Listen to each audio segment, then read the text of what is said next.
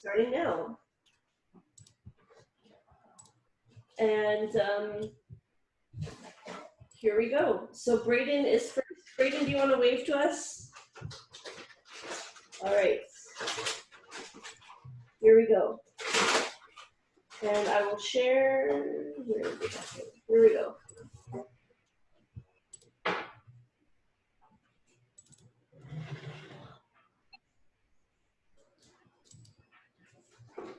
Oh boy, I can't hear Braden's video still. Wait, you know what? Let me do it from my end. Yeah, why don't you try it? Let me try it, and you guys tell me if. Jen, can you turn off your screen share? I can. Thanks. Okay, so here we go. Screen share, and then pass through audio. How do we do that?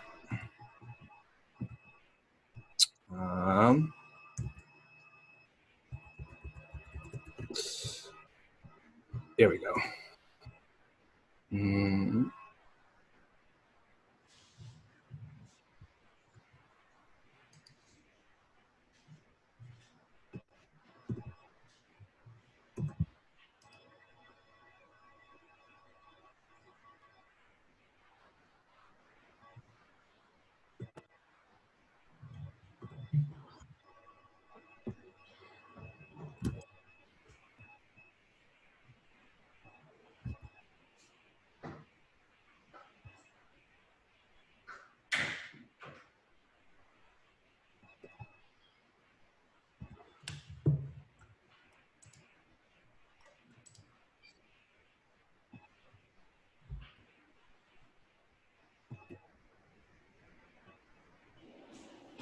If worse comes to worse, they can just play for us live.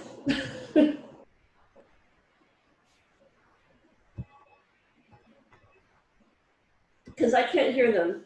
Oh, you still can't hear it? No. Can you hear it? Guys, someone else. Can anybody else? Braden, can you hear your own video playing? I'm going to unmute you.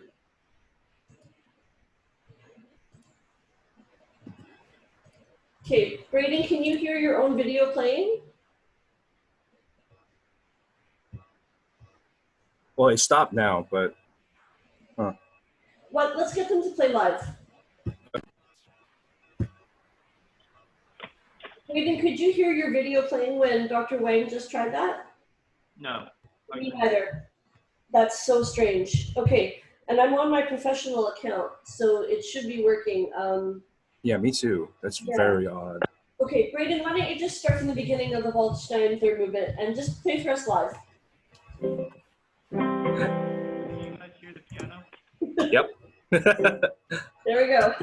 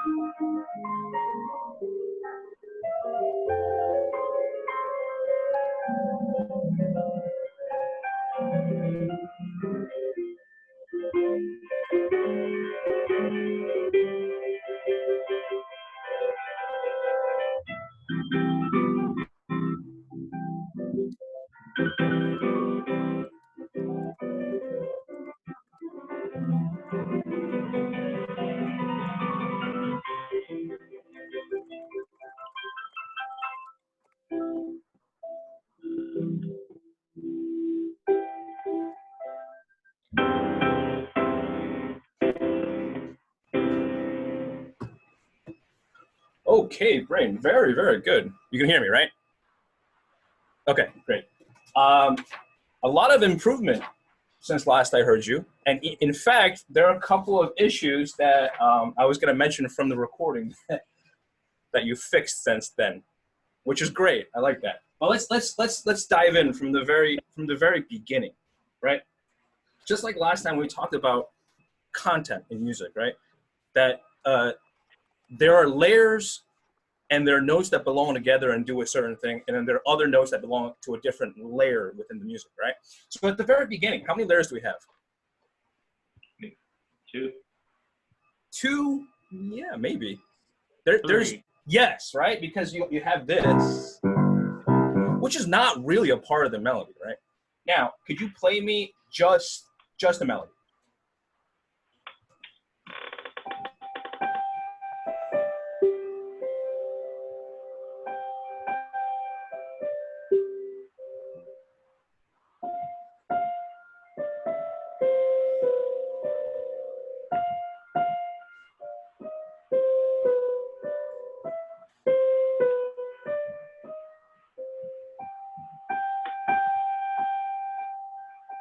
Good. Good. So one thing that it's a lot better than the video that you sent me was how you treated this. Because that's the point where the shape of the melody changes, right? You have falling, falling, falling, and then it dives back up. Whenever we have a change in contour, especially towards the end of a little figure like this, and especially here, because we're coming out of the dominant and back into the tonic, it's a very key moment that we have to hear, right? The phrase is kind of falling towards it. Now, the difference between the first chunk and the second chunk is that you have that. Hi, Chris. How are you? Oh, wait, I'm so sorry I'm late. We have to mute Jen there. Sorry about that. When we have the second chunk, we have the first chunk, right? And the second one does not have the E. So we really do have to hear that difference. Can you play that for me again? And I want to hear that. Just go into that E. And then go on, and the second time it doesn't go to the E, right? Play.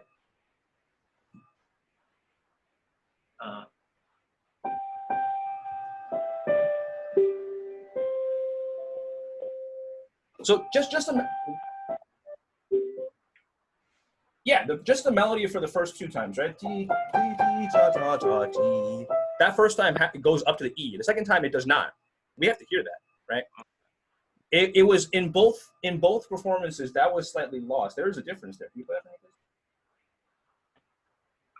Go ahead. Try again. Yeah, just the melody, just the first 8 bars.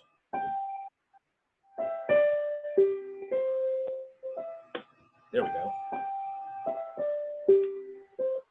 Good. Now, I would advise maybe not preparing your downbeats. This is going to be a theme throughout this, and the rest of the students too. Is we got to be careful when we prepare our downbeats, right?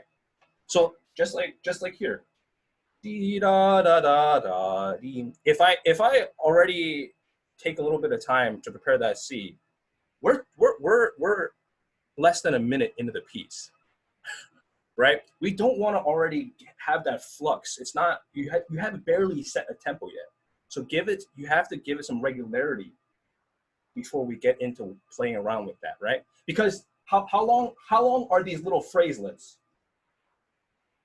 How long are they? Pretty long. Well, yes, right? But in terms of like these, each when they're interjected with the left hand, it's about 4 bars, right? It's 4 bars, 4 bars. There's certain regularity to it. So we want to hear that as it's one unit, and then you have ba-dum, and then another unit, and then ba-dum, and then another unit, right?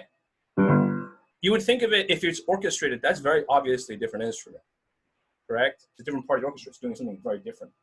So I want you to play it one more time all the way up to the second page here, and really think about it in groups of 4, right? I don't want to hear dee da da da da dee da. One thing, dee da da dee da dee da, dee da da dee da dee da. Can you try for me?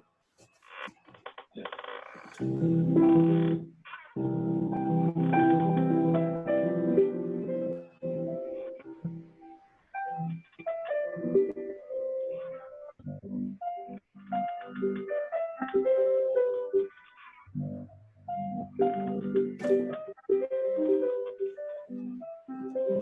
Good, much better, yes, right? There's more continuity between your chunks.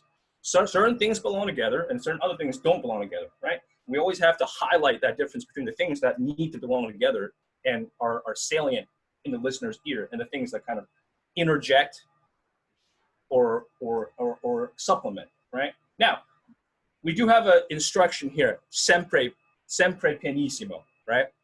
This is kind of going to be a theme throughout the movement. There's a lot of these sempre dynamics. Now, what does that mean? Does that mean it's always the same dynamic level? Not exactly. Yeah, good answer. Exactly, you're right. It's not. If we play this entire chunk sempre pianissimo and at just a static level, it'd be incredibly boring. What he's telling you is that the general area is soft, mellow, right? But within that, we need to have variation, especially here. For example, right here, we got to here, measure, what is this? 13, 14, 15. When you have the alternation between the minor and the major, we have to make a difference between those two, right? Because they're very different. You have the C minor mode, and then you C major, C minor, C major, right? You have this kind of back and forth between those two things. We can play around with our dynamics there to make the difference between that C minor and that C major a little bit more audible, okay? Now, before I ask you to play again, going forwards here, we have this long run, right? Starting in measure 23. This long run that goes up, and then falls. What is this functioning as? What does it do? What's it doing? What's the music doing here? It's just like bringing it to the next thing. Yeah. It's a transition, right? It's a transition. It's moving forwards. So if it's moving forwards, it has to propel it forwards. If we sit back da da da da dee da da da da da da on every beat, is it gonna feel like it's propelling forwards? No. Now, I'm not advising you to rush. Do not rush, right? But I also don't want it to sound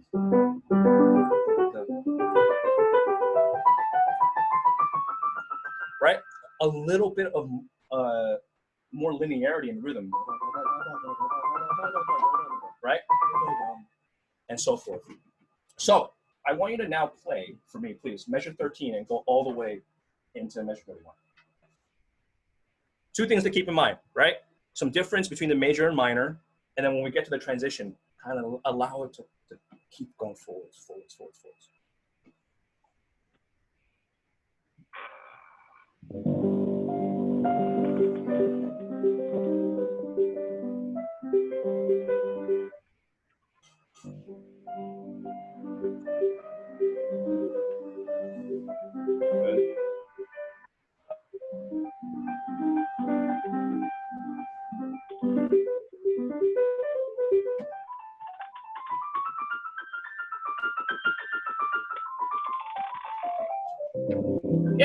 Exactly. And then when we get to the very top, it has a crescendo and then a decrescendo, right? We have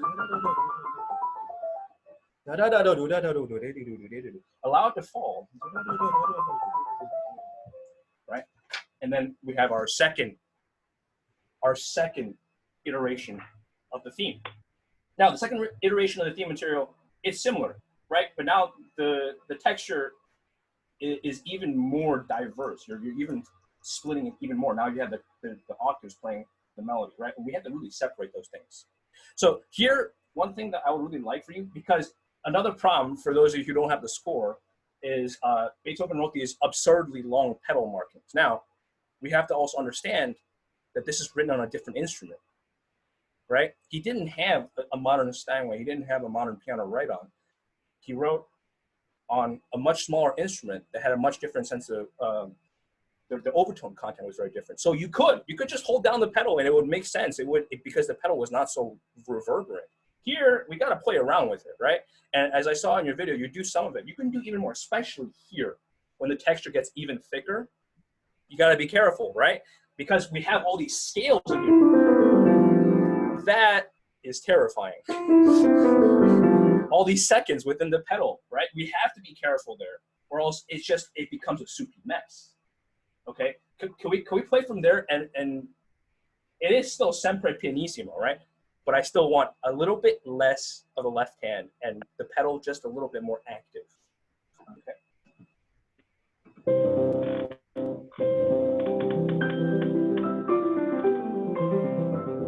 Good.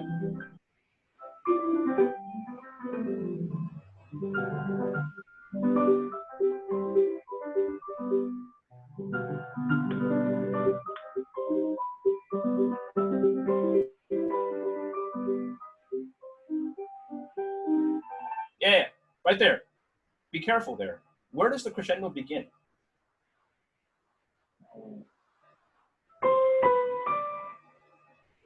Yeah, no, the one after it, right? We have a crescendo. We have a crescendo there. And then we have a subito piano.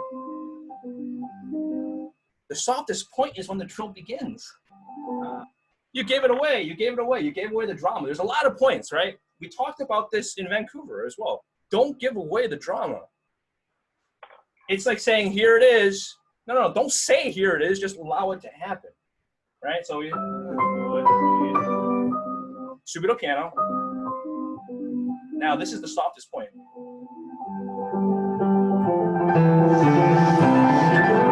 Right? Now, when the trill begins, we have a very interesting set of markings here, right? We have these staccatos on your beats. What does that mean? It's in the pedal. You're not really, quote unquote, hearing the staccato. Well, what does it mean? You just gotta emphasize it. Yes, right?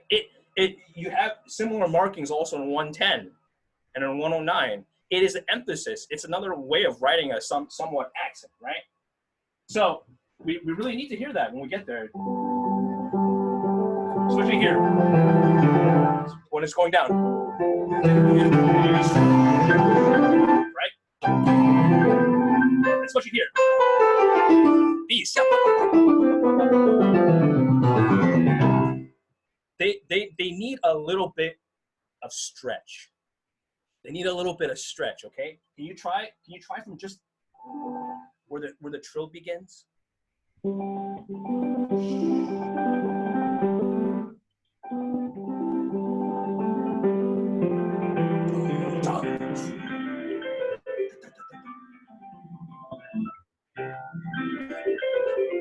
Yeah, exactly, right? The gesture is this. It's not da da da da da da. You don't immediately, again, this is a dangerous thing to say, but it's something that I remember very clearly. My Juilliard professor would always tell me. When you see a bunch of notes that are the same, like for example here, you have a string of 16th notes, right? Are they all equal? No. Yeah, they're not. They are. I mean, see, this is where I hesitate to tell students this, because I don't want this to become a license to do whatever you want. It's not. It's a question of emphasis, especially at the top of a figure, right? You always have to think about music as things that are grouped together. Here, it's one thing. It's falling from that point. It needs a little bit of time, right? And how you did it. And another thing, this is generally true for music. Okay, I'm gonna make this is a really huge blanket statement, but this is generally true. When you have something that's going one direction and then it changes directions, that's probably a pretty important moment, right? When things change, this is true in life in general, right? When things change, it's kind of important. So the same thing here, right? It goes up. You have to hear where it changes. Can you play one more time from the trill? I'll start very soft. Can you see Which place? from the trill?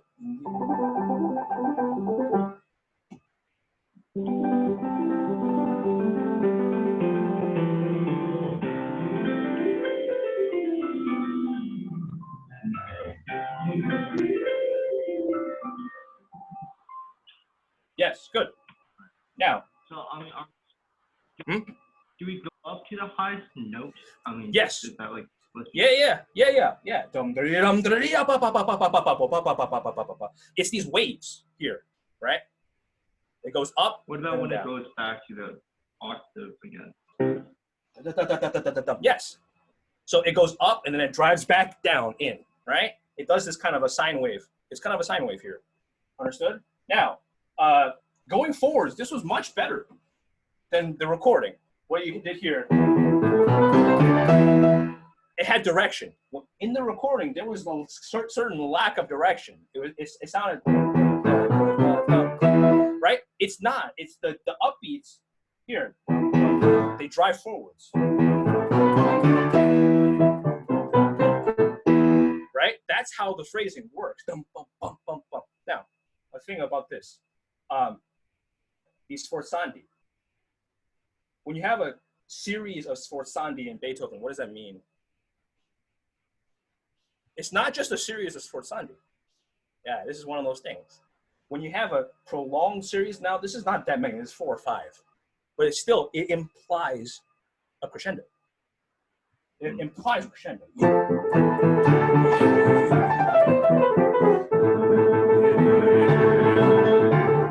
Right?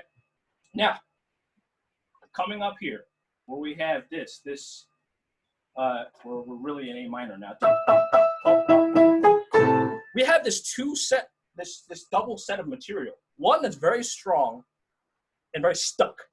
It doesn't really move, right? It doesn't move until there. And then immediately counteracting that is what? Completely different material and a completely different affect. It's 16th notes. It's moving. It has a contour in and out. We have to bring that to life, that difference between the thing that's obstinate and stuck and the thing that moves. Can you play quickly from there? Which place? Measure 86. Measure 86, please.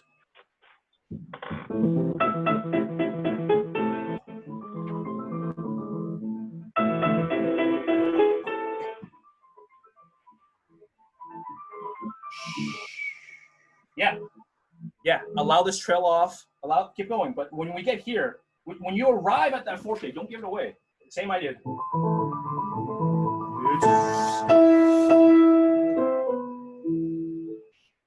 And these silences, same idea. Don't give it away. When you get to the... My bad.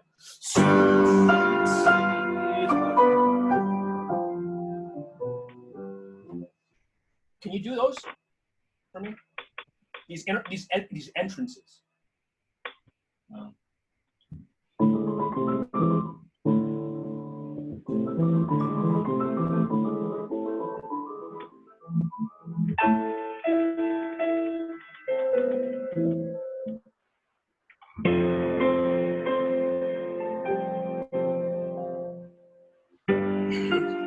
Yeah, much better. Much better. Okay. It's just such a large movement, even by itself. This is the same philosophy that we have in the development. right? Let's skip ahead a little bit to measure 217 here. When we arrive at these.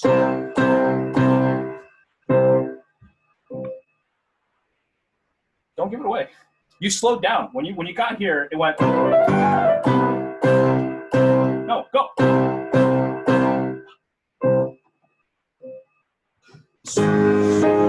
And then you have this big surprise when it goes into the A flat, right? Can you just play from there for me, please?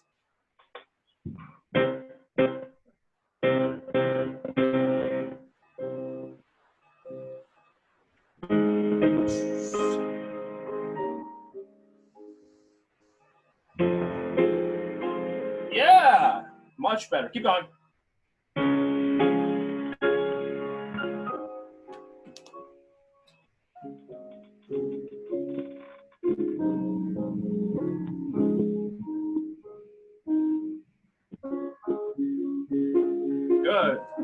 Good. So now, incredibly short on time, but I really want to talk about this. This might be my favorite section of the movement. It's incredibly beautiful, and you don't really know where you are. First of all, what key are we in? No, look at it. No. That's not an answer. Look at it. Go look at the music and tell me what key we're in right there.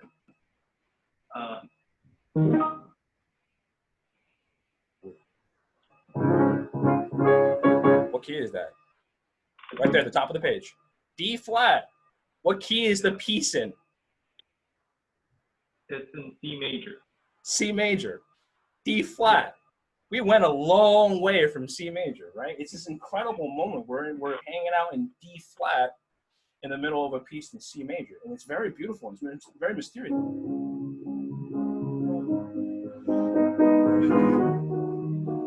How we build up here, it's these little things.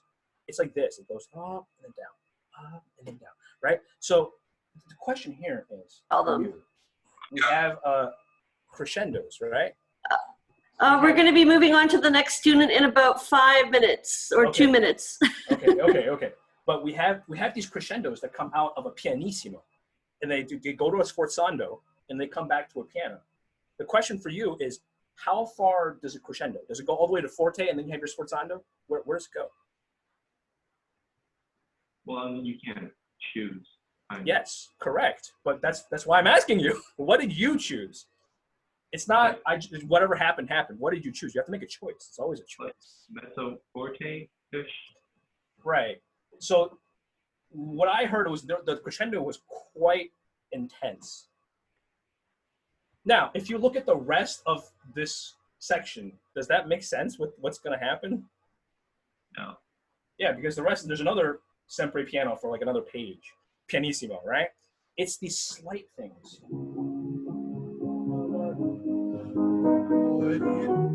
It's more about that coloration of when it goes into minor, when it has that switch, which is so beautiful, right?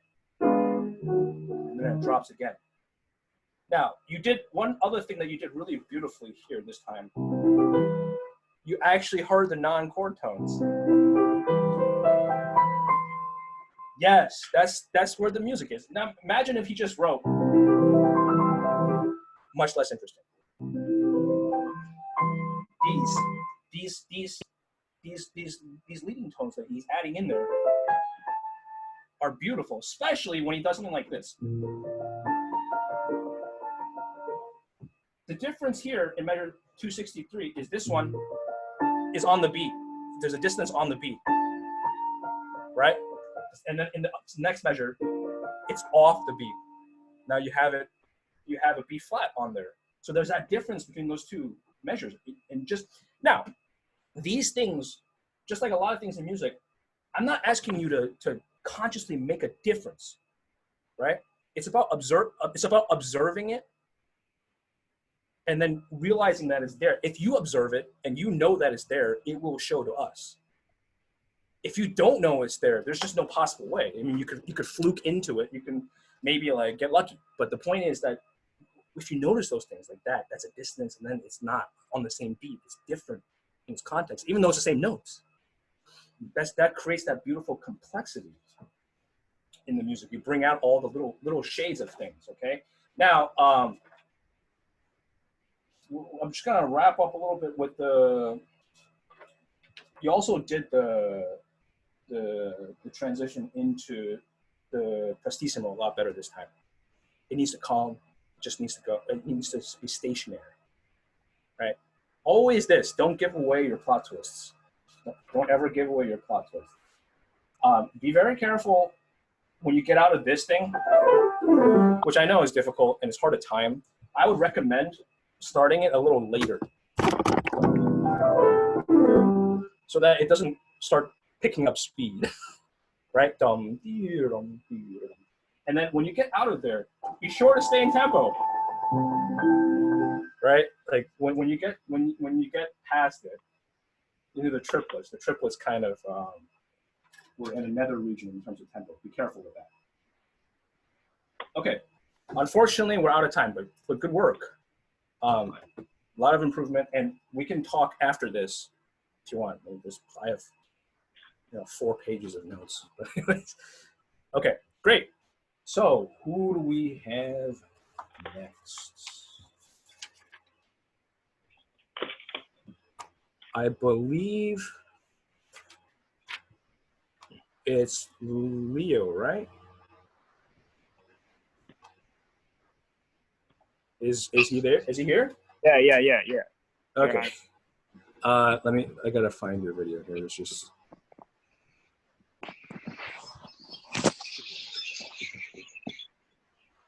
Okay. Could you start your video, please? Oh, sorry, Larry. Mm-hmm. I told Miss West that Verdi needs to go at 3 because she has Mandarin lesson. Oh, okay. Yeah, we can. We could switch it up. Let's. That's fine. Okay, can we switch it up? Yeah, no problem. Leo, is that okay with you? Yeah, sure. Okay, great. But I'll be the third. Yes. Yes. Okay. Right. Okay. Hi, Verity. Good to see you. Hi, Dr. Larry. Okay, let us, because we're having troubles with, I am not the most technologically minded person, so unfortunately we're not going to be able to play the video that you sent me. So if you don't mind, just play it again for everybody. No problem. Great.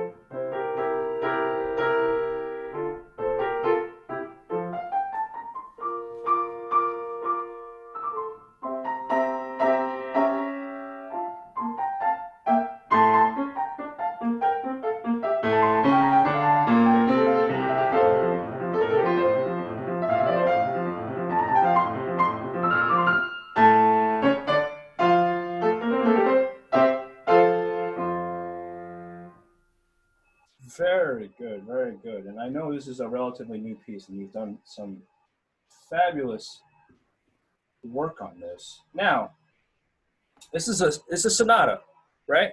Yeah. Okay. Tell me a little bit about the form. What happens, right? Every piece kind of has a story. What's going on? So theme 1, Mm-hmm. and then maybe theme 1B, Mm-hmm. which this piece does have, and then there's a bridge and a theme 2A and a B. Right. And then Corella. so this is one of the things about sonata form that is I think it's good to go over. Is that when they were composing in the time of Mozart and Haydn, they didn't really think of it as a theme-driven form. So last time you played for me Haydn, right? And this time Mozart. They're very different, especially the one that you played. The last Haydn didn't have that many themes. It wasn't super themey.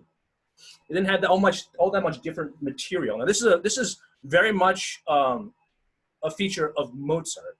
And if you look at a lot of his other pianists on the same thing, lots of melodies, lots of recognizable material, right? It repeats twice, and then he gives you some more material.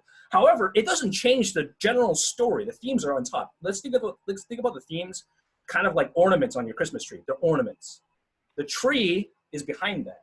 Now, the story of a sonata form is always this: we start in a key, we have a second key, we have a development where we leave and we have no idea where we are, right? We go all over the place. We come back to the original key. And here's the important part, right? In the recapitulation, the material that was in the new key in the first section stays in the old key. So it's the triumph. In this case, what key? F major. Right. It's the story of a sonata allegro form is the triumph of F major, essentially, by the end, right? So this themey thing, it's all materials and it's all different characters. It must have something to do with Mozart's love for opera, right? We know that most of his most phenomenal works are in the opera genre. So you have all these characters, right? If you think about these as little characters, it really does help, right? So we have a first theme. Now, Mozart, another thing about Mozart is that his music is in a lot of ways very finicky. There's a lot of these little slurs. And what are they telling us? Like, you know,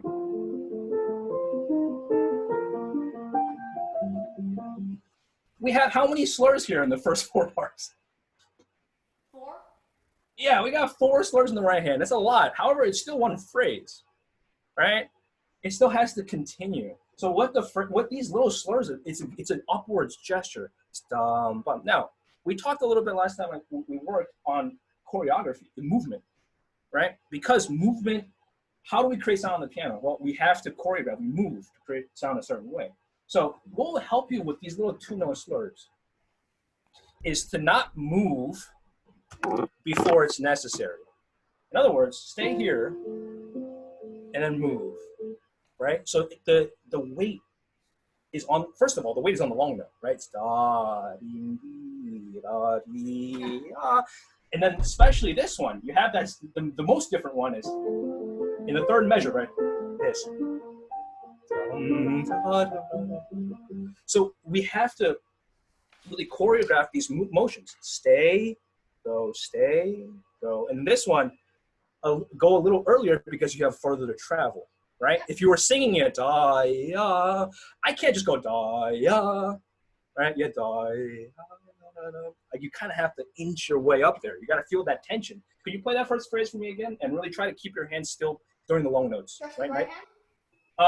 Give me both.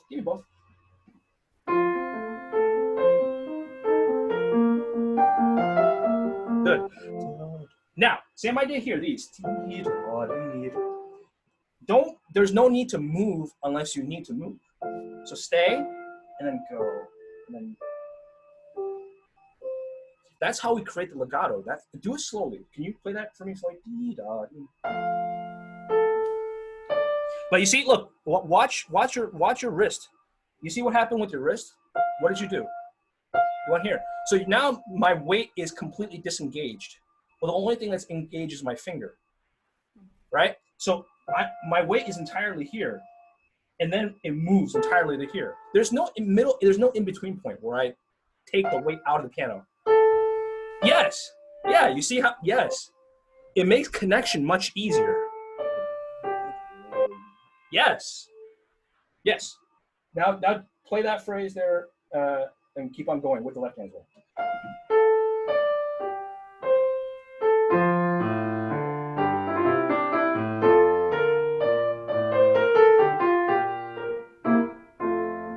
Yeah, very good. Now, silences are really important. In the classical style, silences are like the pauses between stanzas or the breaths you take when you're speaking. You need them there to delineate the form, right? It's clarity. So when we have here, we have this. Be careful that you don't hold the resolution too long. It's not dum, ba, because then that kind of deflates it. It's 5, 1, let it go, right? 5, 1, and then breathe. Before you begin, breathe. This is very important.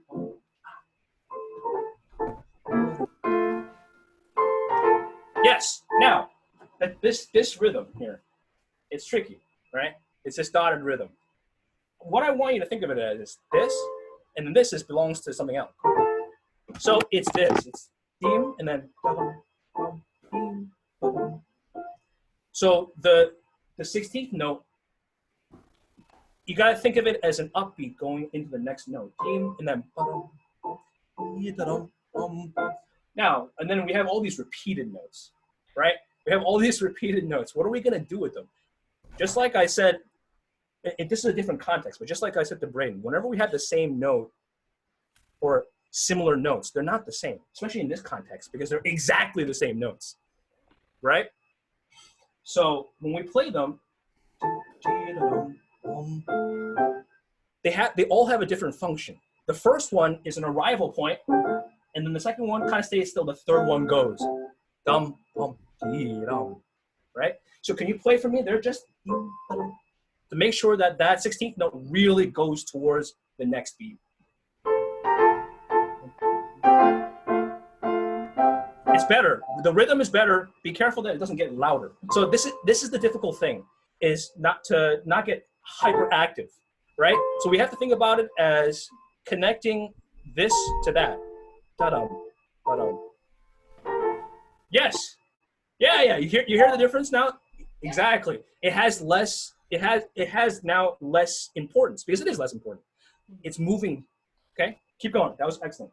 Okay.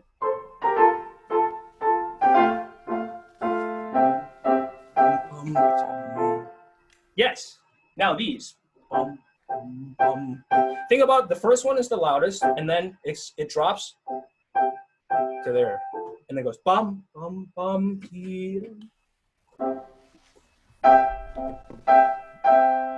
Yeah, let's cut the difference a little bit. you did it really well, just a little too much now. Try one more time and a little less of a drop.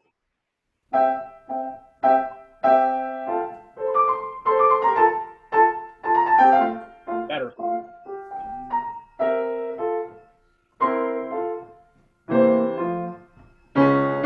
Yeah, good. You fixed it. So when you were playing it before, you kind of gave it away. You entered full well knowing that this is a shocking moment, right? Yeah. We have to end it. And then it's shocking, right? There is a lot of theatricality in this. Can you try it again and keep on going with that sense of theatricality? We want to keep that surprise until the last minute.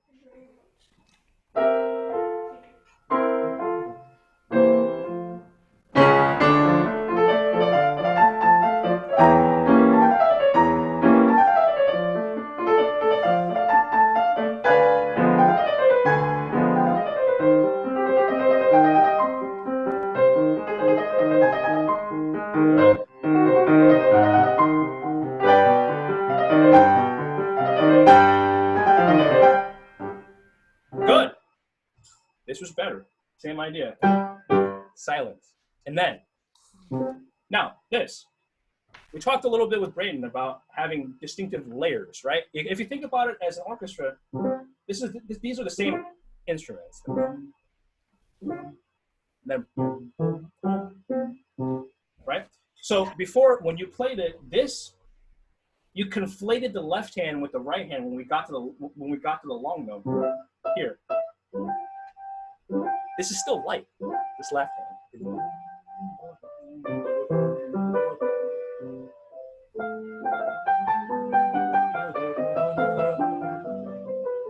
Right? So again, Mozart plays around with so much of this contrast. You have these things airy, light, short, and then in response, we have what? This incredibly beautiful long phrase, right?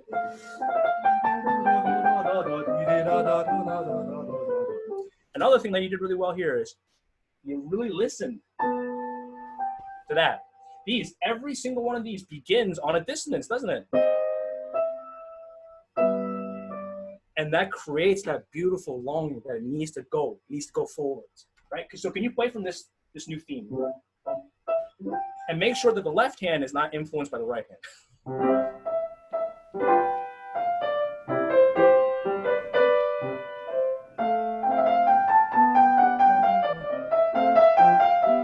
Good. Much better, much better. Be very careful when you get to here. To resolve that. There's a lot of these two-note slurs that we have to work on to make sure that your weight stays and then it goes. Can you just play this? Yeah, that's much better. Because before, what happened was you disengaged. And so playing that second note to match how far it's decayed is very difficult. Can you try that one more time and keep going?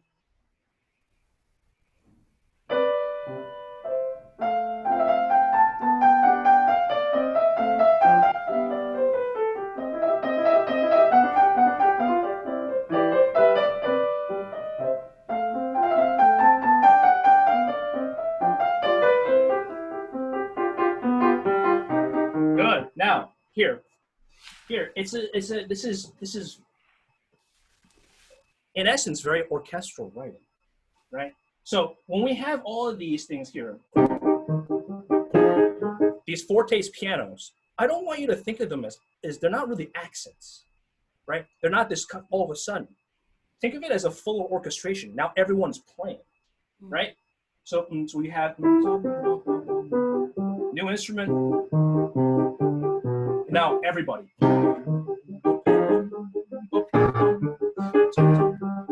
Everybody. And then the solo comes in. It's so beautiful, right? So make sure the purpose and what each part is doing is clear in your mind. It's not really just two things going at the same time. Can you play for me right there?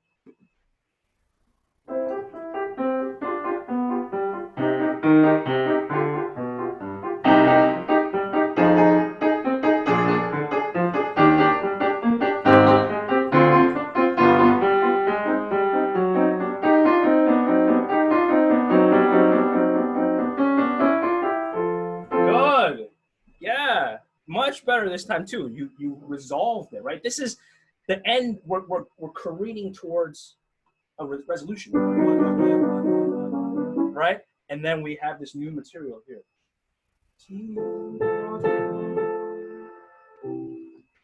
Be careful. Same as before when we had the in the beginning.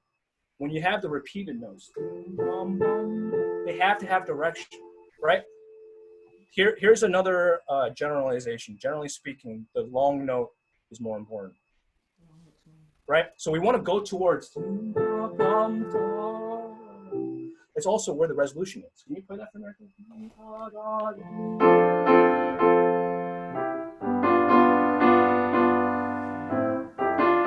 Good. Be careful. Be careful with this. The resolution here, when you lift, see, my weight is stationary, and then when I go, it slowly comes out of the piano. I'm not trying to plan at all. I just let it lift. Can you just do that for me? In and out. Yeah, you see, it's a lot better. Do it again. The lift happens a little early. So now I lift and play. Lift and play. Yes. So the lifting and the playing of the next note happen at the same time. If I lift too early, my weight is now disengaged and I can't control what the note is going to do, right? So here I'm really over exaggerating, but I move and play so that you have that nice taper. Yeah. Now go on.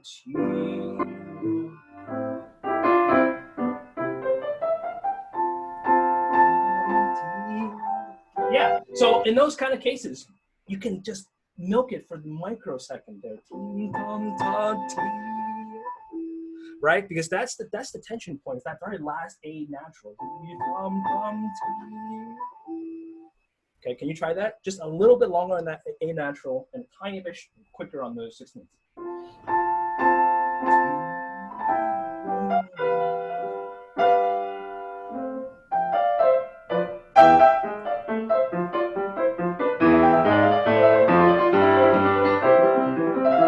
Good. Now here, these.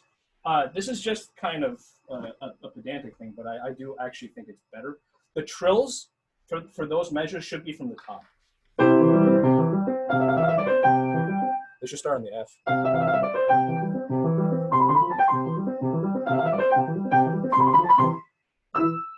The only one that doesn't is this one, because it's approached from the bottom by step. Okay, so we're unfortunately running out of time. We could work on this for hours, really.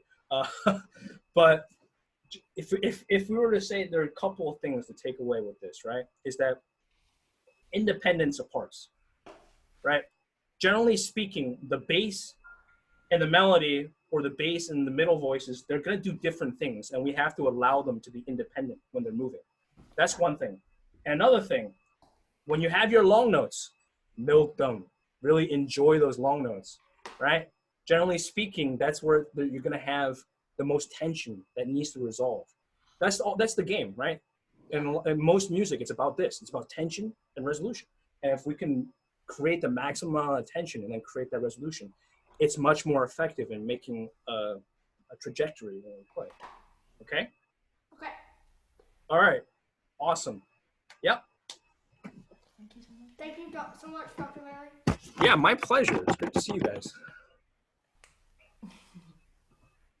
Okay.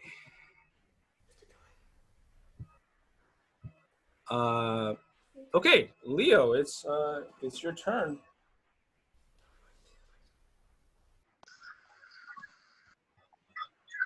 Hi. Hey, how's it going? Good. Good. So, I unfortunately I'm gonna have to ask you to play it again. Yeah. So let us. And this is Liszt Hungarian Rhapsody number 2. So. Yep. Whenever you are ready. Okay.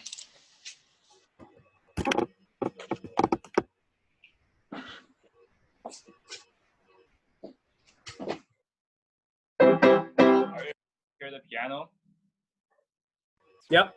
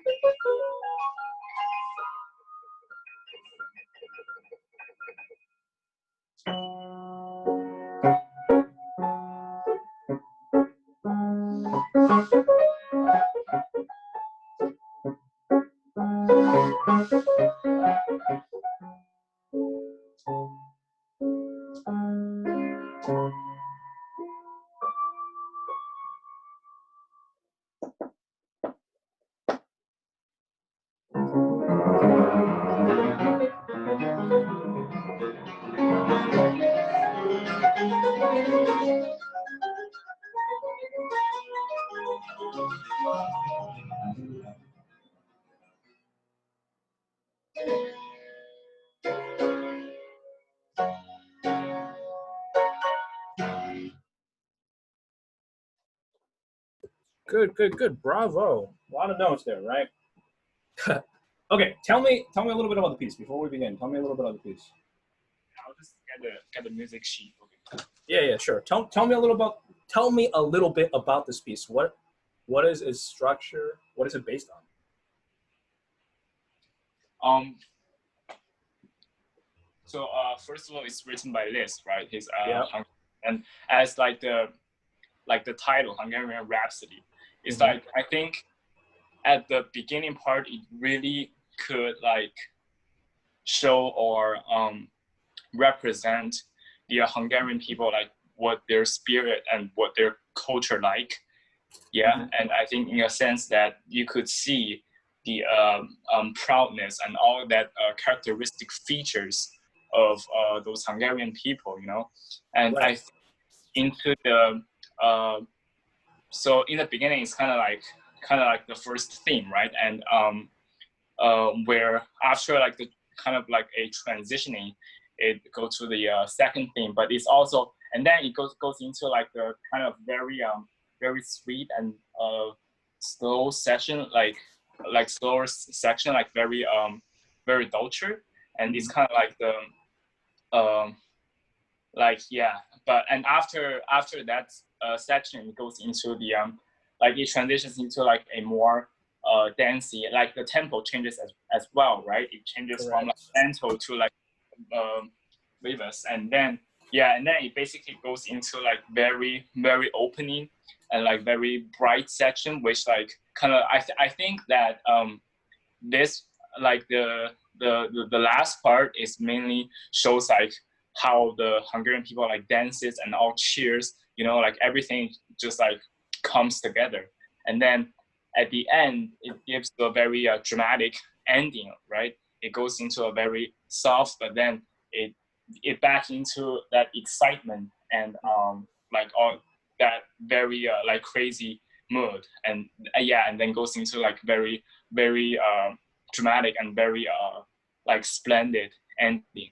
That's Good. what when I like play the whole piece. Good. So you have a very good grasp on the emotional trajectory of it. So the title of Rhapsody Hongroise, the Hungarian Rhapsody, this is not actually, it's a bit of a misnomer, because the kind of music this is based on is gypsy music. Yeah. It's gypsy music. Now, if you told a Hungarian that gypsy music and Hungarian music were synonymous, they would get very offended. It's not the same thing, right? So this comes from a very stereotypical form called the Czardas. A Czardas it starts with a slow section, right? We have the Lasan, which is the slow section, right? And then we have the Friska. The Friska is where it starts with that stuff, right? Yeah. Where it gets faster and faster. So it's a very stereotypical, as you said, dance. It's correct. It's a dance, and it's generally speaking, the music is like Czardashes are written for what? The most famous Czardash is written for violin. There's certain this kind of gypsy fiddle-ish thing to it, right? So we have to always talk about this idea that there's always a melodic throughput. Even though it's incredibly pianistic, even though there's incredibly just massive numbers of notes, we have to never forget that there's throughout all of it, there's always going to be a melodic throughput, right? Yeah. The biggest thing that I want to talk to you about, and it's been a kind of theme for this whole masterclass in general, is layers. What is doing what? What is important in the ear, right? Like, for example, in the very end, let's just go to the very last page, just the last Pianissimo. It's crazy, it's fast, but it can't be fast so fast that I can't hear what's going on, right? So there is still, right? I still have to hear the melody. So I want you to play this again, especially another thing is when it gets crazy. Here, play it at a speed where, don't think about how impressive it is, but I want to be able to hear every single interval, every single leap. So do it a little slower, right? Play the Prestissimo again. I'll just play like the slower tempo.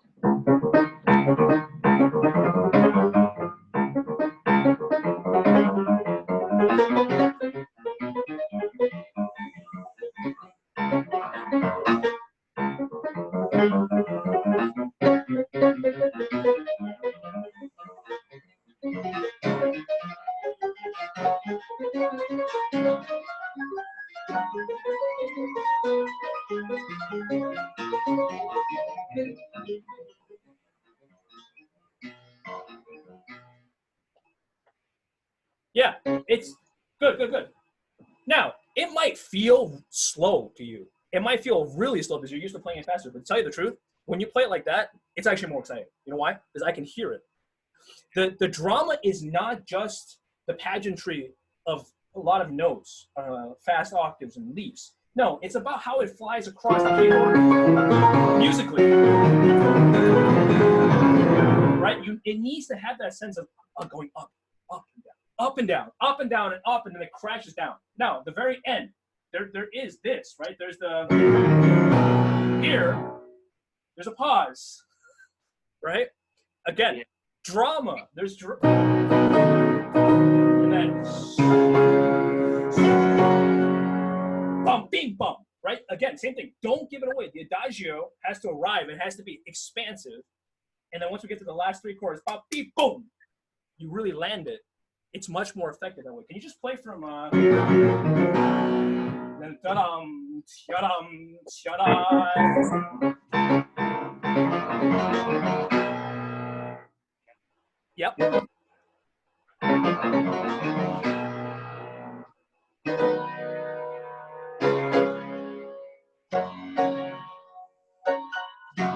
Yeah, it's already better. It's already much better, but it needs a little bit more time.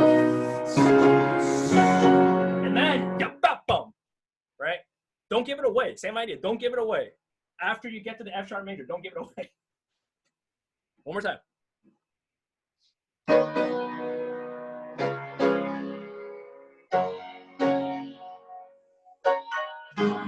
Oh, yeah. So that you gotta. Now that's another thing about accuracy. There's a lot of notes. There's a lot of moving around. When how do you find your notes? It's like, Are you thinking about what notes you're playing, or how to get there? Let me frame that question. I know you know it's an F sharp, but do you know how you're getting to the F sharp? First, I think it's part of the musicality that you feel, and it just goes naturally. And well, that was a mistake. Well, but whatever. So, but it's more like if you're talking about the technical wise, the method that I use is because it's they're like the same chords, right? But they're like on different different positions. So usually what I do is I naturally would land on that because I know that on the key, I have to land on that note. Whereas if I landed one note higher or one note lower, it will be the white keys, or it's not. Yeah, like it's part of the muscle memory and like where. So here let me interrupt you there a little bit. So the real point what I want to make here is that when you're playing, you want to judge how far you're going. Not necessarily. I want you to think about it this way: how far am I traveling? Not necessarily where the notes are, because I know what the notes are. I know it's an F sharp and a C sharp chord, right? It's just a chord. But knowing exactly how far I'm moving. Now, another thing, and this will happen in a lot of other places. If I'm moving, especially like for example here with the scales, right? If I'm moving and I'm judging the distance based on my fingers, it's gonna feel like a very far distance, right? Because your fingers are small, and when you move them, you're judging distance based on how big they are. If I'm moving my arm, it's a much smaller distance. So the general idea, just like in any sport or just like in any physical activity, remember when we're playing the piano, we still have to do the thing, right? There's music and there's art involved, but we have to do the thing, which is moving our bodies.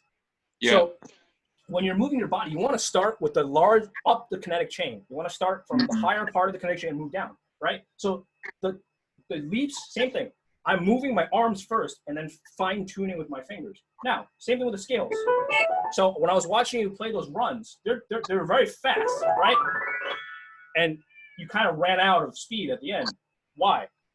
You were leading with your fingers. You were playing, I want, and then moving. There are positions. There are no positions. It's your arm.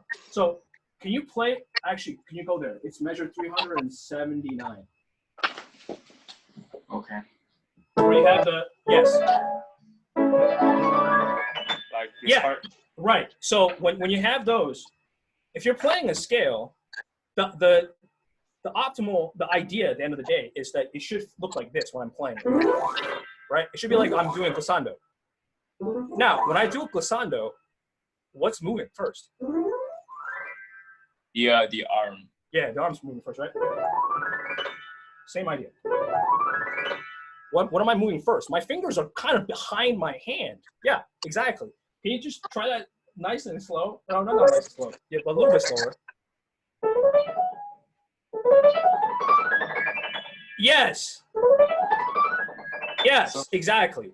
So the arm is moving forwards. It's almost as if I'm taking my left hand and pushing the arm towards the right, because that will keep me constantly ahead of where I need to go. If I'm behind, if my arm is constantly behind my fingers, it will remain behind. It's like trying to catch up to someone in front of you.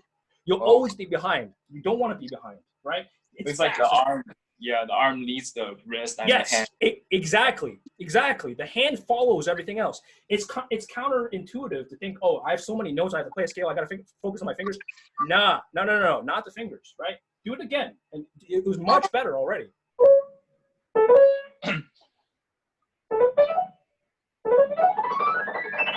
Yeah, you see how much easier it is?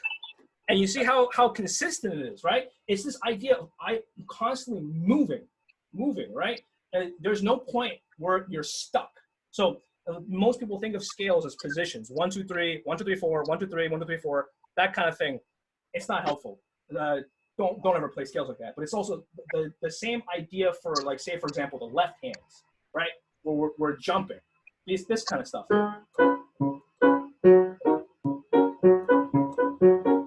How are you finding those? When I play, I'm just rotating here. Bum, bum, bum, bum, bum. I'm doing this, right? If I have to find with my fingers, it takes extra time and is less accurate. In fact, can you try? Where is this? 236.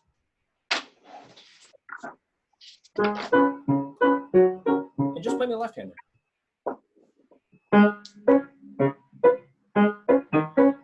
Slowly.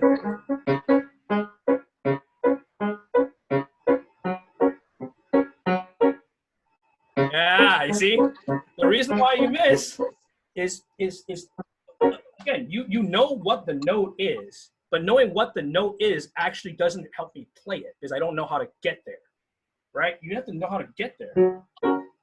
How far am I moving my entire arm to the point? Now I don't play this piece, but to the point where you can just do this forever because you know how far you're moving, right?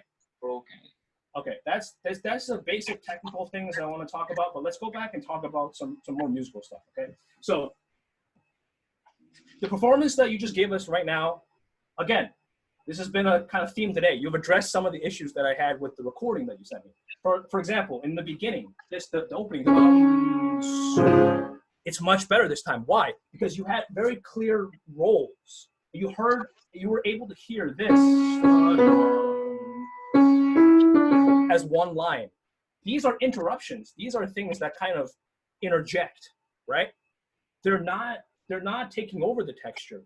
Still on top of it, you still have that line.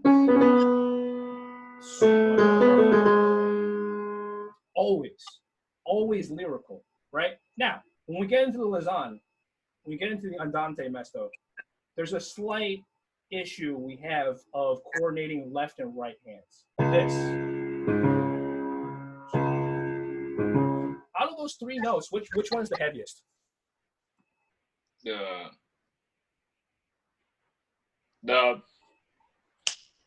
bottom note. Yeah, the bass note. The bass note is the heaviest, right? Now, what happens when the melody comes in?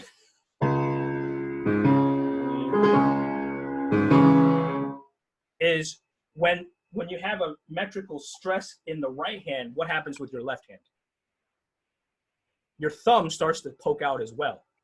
So when the right hand has that, for example, there,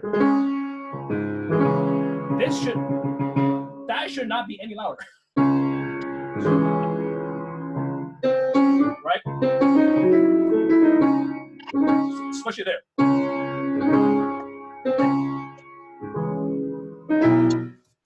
Can you try that? Play me from the Andante. Okay. And really make sure that your left hand thumb never changes. Okay.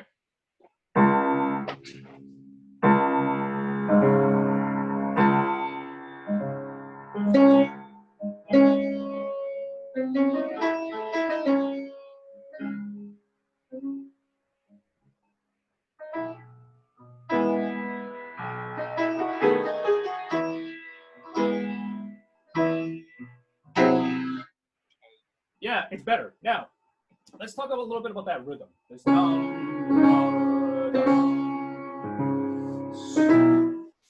We have two of these very long dotted rhythms back to back. Now, if you emphasize both of them equally, what ends up happening is the phrase dies. It drags. So you got to pick one.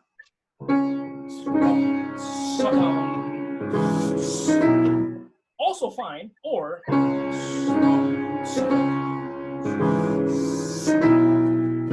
right? If I emphasize, think about it this way. You have a phrase. If I emphasize multiple things in that one phrase, then nothing is emphasized. If everything is important, nothing is important. You have to pick, but always pick and choose. So another thing, yes, there's a lot of freedom. This is almost improvisatory, right? This is gypsy music. It has to have that swing to it, but it still has a very regular pulse that we can play around with, but we cannot destroy. Okay? So I want you to play it again, and really, this should not really change too much. It's like the waves. Okay? Try it again.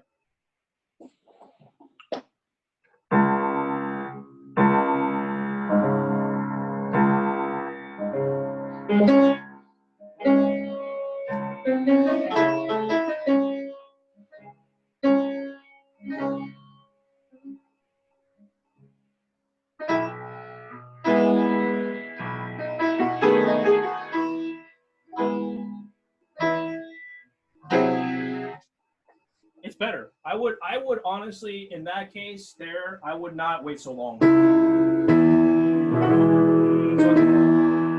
Because that's the more important ones, right? Yeah. Pick your battles, right? This idea now is throughout this entire section is that rhythm. That rhythm needs to be cared for. Because that's not where things end. You don't have this time to chill and then go forwards. It has to keep on moving.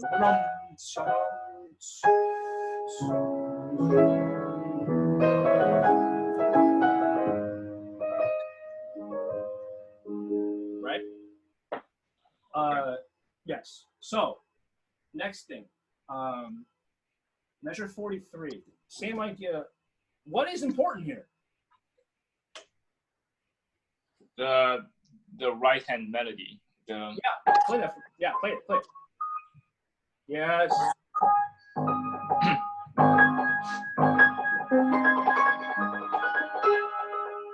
Okay. Yeah. Right. So the again, the same idea here. The left hand is playing as this like kind of almost. It's like a strummed instrument. It's almost lute-like. Right. So it's not as important. You have to always structure your music in terms of layers, right? It's like a cake. There's always one layer, not always. Okay, now again, I'm generalizing again. But most cases, there's always gonna be one layer that's more important than the other ones. So when you're playing, I know that it's physically strenuous, but what I want you to worry about is to allow your ear to lead. I really want to hear.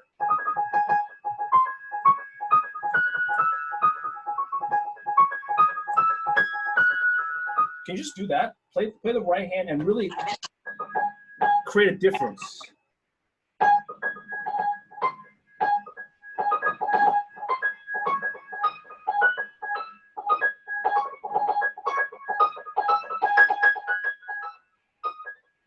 Yes. Okay. Yeah, that's much better, right? It's a line. The line there is what?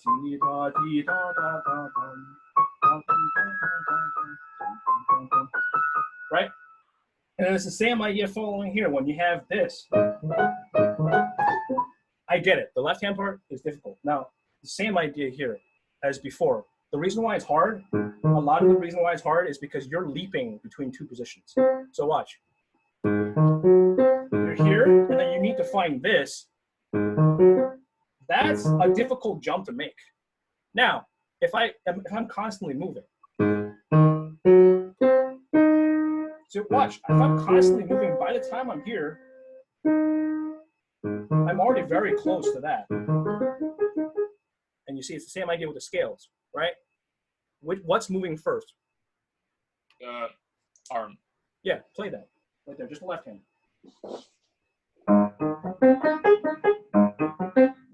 Okay.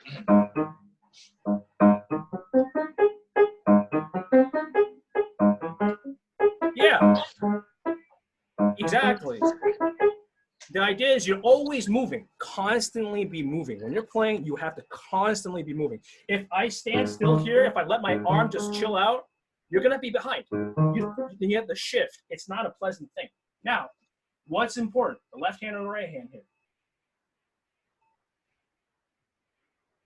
Right hand. Yeah. So do it from there and give me right hand. The left hand is just supporting.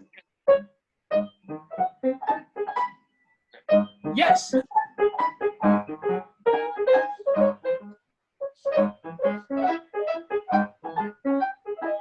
Good. Now it says what? It's much better. It says sempre giocando. What does giocando mean? Like playful. Yes, it's joking. Giocoso, right? It's playful. So give it the time it needs. If you give it time to hear that, it will sound faster than if you rush through it and you don't hear all those nice little intervals. Play it one more time. It's not about speed, right? It's about the effectiveness of hearing. Yeah, I need to hear every detail. Try it.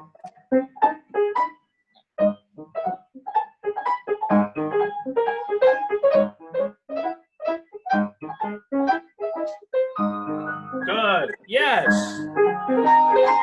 Now, here. This is all one thing. After you start the trill, do not stop and start again. It's not. It's all one gigantic.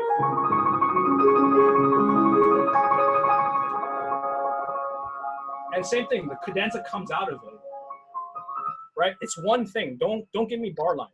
There are no bar lines here. This is improvisatory. Do it from there. Do it from the trill, please.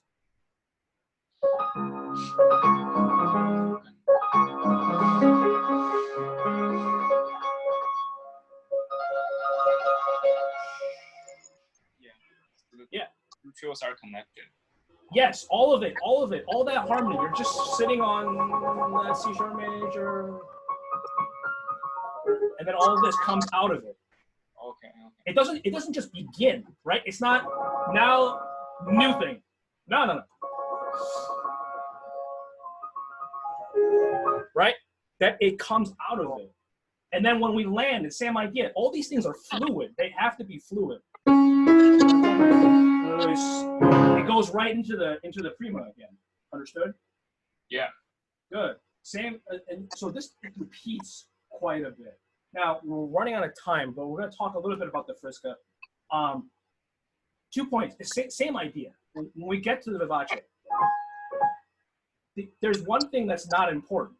But this is not important, right? It's a bell. It's a texture.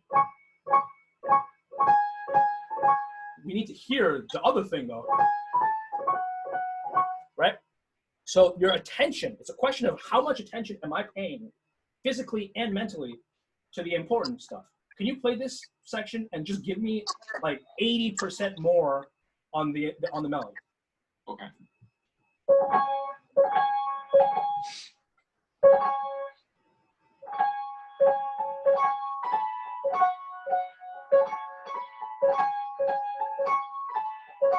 Good. Yeah. And then when this enters, same idea. These little things in the left hand are not important. Okay. The colorations. Okay. Just decorating the melody. Yeah, exactly. There's a lot of this in this piece, knowing what's important, right? Now, going into the famous part, I would be careful of approaching it the way you did because it was very confusing, where you just kind of stopped. It's a build-up. It's a build-up. You can stretch it, right? You can stretch it going into it, or you can go straight into it. But what you did was you went straight into it and took a big break, which is a little odd. I mean, I would advise you to consider maybe changing that a little bit. Again, that's a personal thing. There's no there's no actual factual basis for why that would be wrong, but can you try it and just stretch it, and then land, and then go.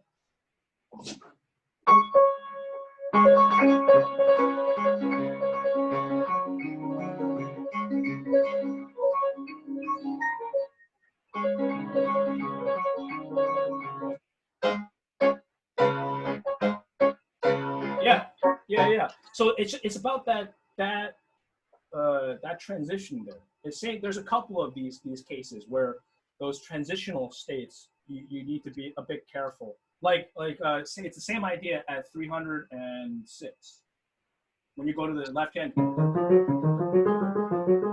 there's that sudden. I like the suddenness. You put a grand pause there. There's no grand pause. It's just entirely too much silence. It should stop, and then all of a sudden something new, right? Can you try that there? Like a little bit before, whatever's comfortable for you. Yeah, I'll start from here. I'll start from okay. Three.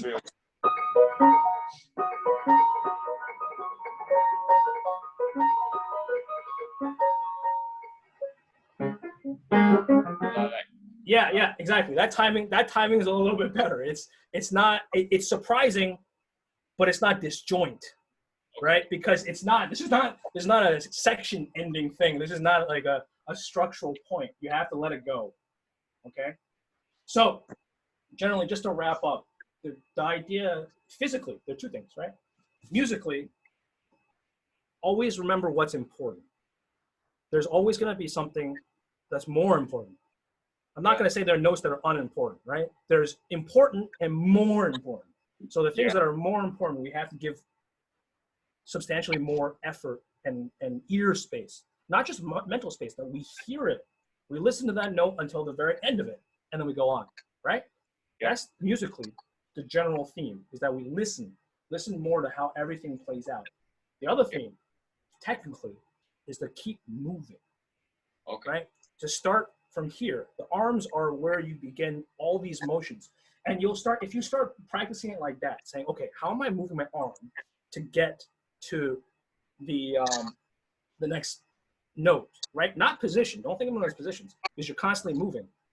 Then it will be a lot easier than saying I'm leading with my fingers. It's like, oh, that's that F sharp I'm playing with 3. No, I move my arm there, and whenever I'm there, I just plop my third finger down.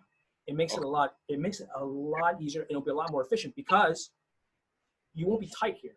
Tension destroys efficiency, and it makes it harder for us to play. So the looser you are in these joints here, the better it is. Okay? Yeah. Awesome. Well done, and thank you for playing. Yeah, thank you. Thank you for the yeah. Okay, we're a bit behind schedule, but I kind of thought this was going to happen. So apologies all around for that. But Vincent, are you there? Hi, I'm back too. Oh, great. Wonderful. How's everybody doing? Hi, Vincent. What are you going to play for us? Play Ballade Number 1 by Chopin.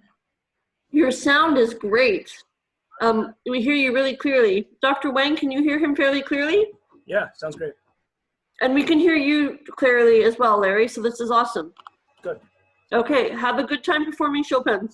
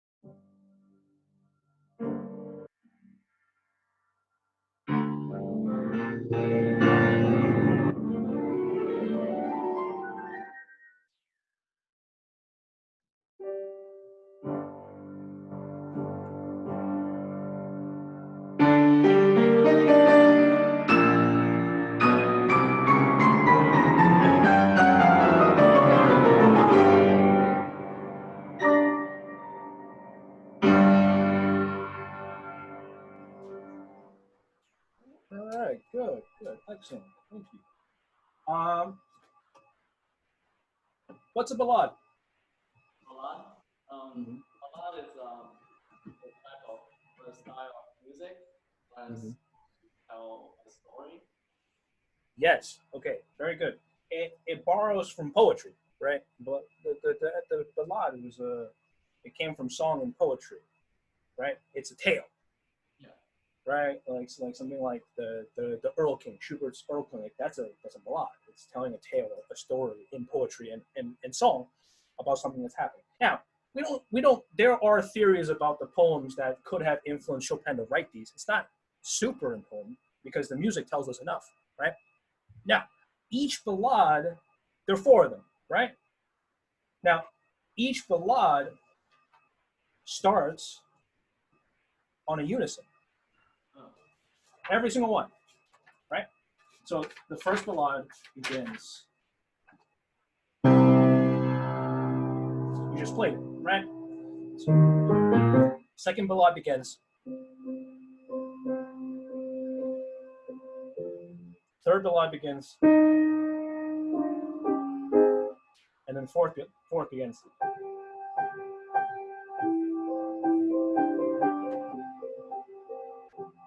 They all begin on a unison. And in fact, the openings of all these ballades imply a certain improvisatory nature to them. You begin on a unison, and it kind of opens up after you've made up your mind about where it's going.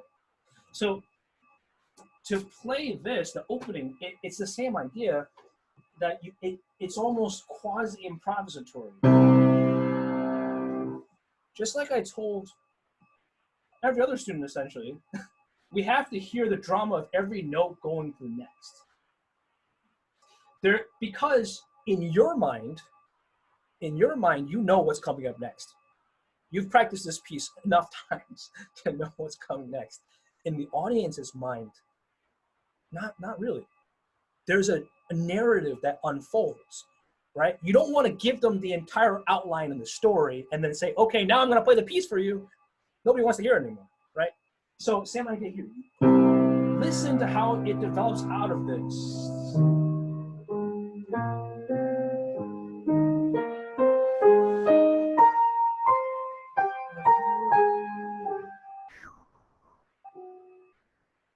Now, when we get there, it's a very suspenseful moment when you have that minor second. It leaves it hanging in the air, and then when we begin again,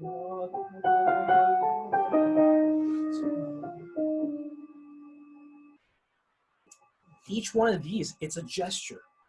It's a gesture, but we have to hear everything crawling to the next. So can you play that opening figure? Don't sit there and say, okay, it's a half note and then I gotta hold it an eighth. No.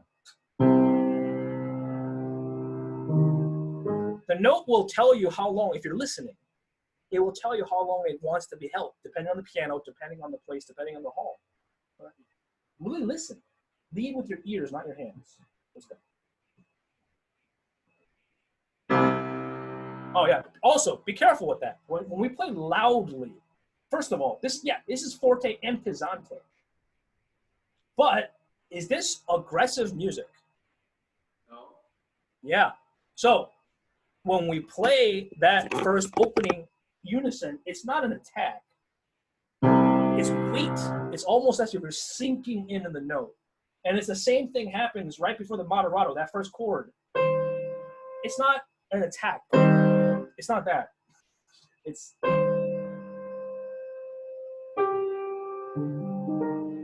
right? The right hand is still melodic, the left hand is supporting.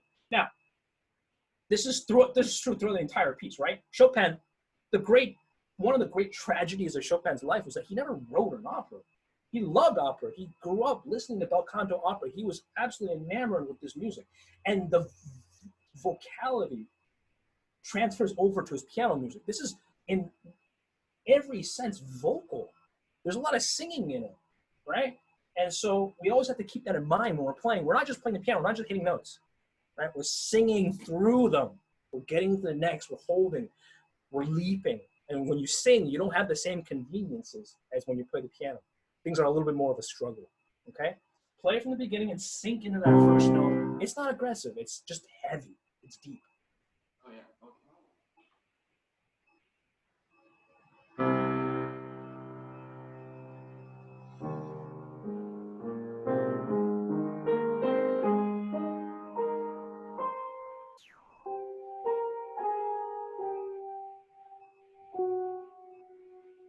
Yeah, there. Listen.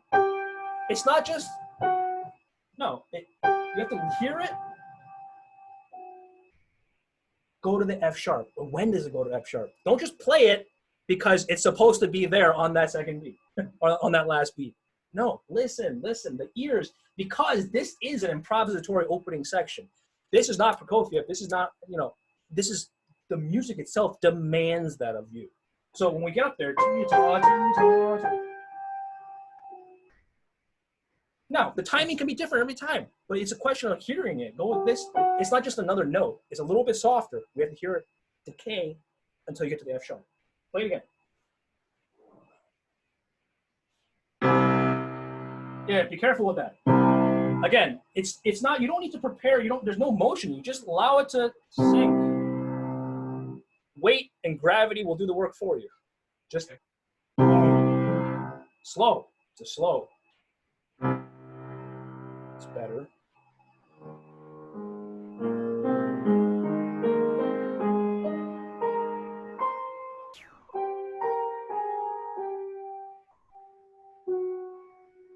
It's a little bit better. But also be careful here. When you get to the top, don't stop. That's not the end of the phrase. You need to keep going through it. Now, that silence, out of this silence. Right? You breathe and you start singing. It's not just boom, da da da da da dee, da da da. You understand? There's a certain motion to it. Like I said to the other students, choreography. You're moving. Just like a dance, you have to choreograph and you have to take your steps properly, right? Just because we're playing the piano, there's music coming out, yes. But how are we creating that music? Physical gestures, motions. So if your motion is incorrect, if I'm really hard, the music will come out hard. If I'm supple and soft, the music will come out soft. There's a time and place for every kind of touch, right? We have to have that variety in how we touch the piano and how we listen, okay? Do it one more time and be gentle with that opening and then go up. Keep listening. Sorry.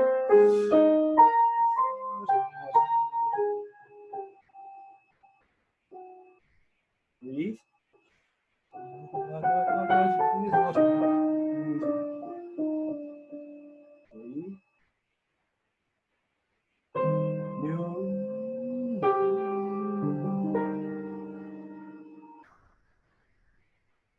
And then you leave that note hanging by itself, and this enters.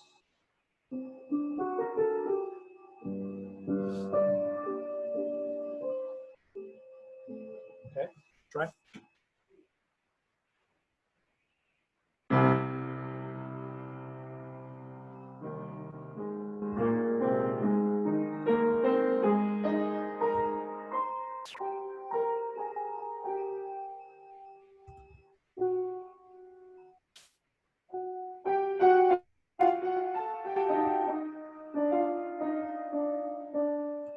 Yeah, be careful with that rhythm. It's a lot better now. It's not a sharp rhythm. Yes, it is dotted. I get that.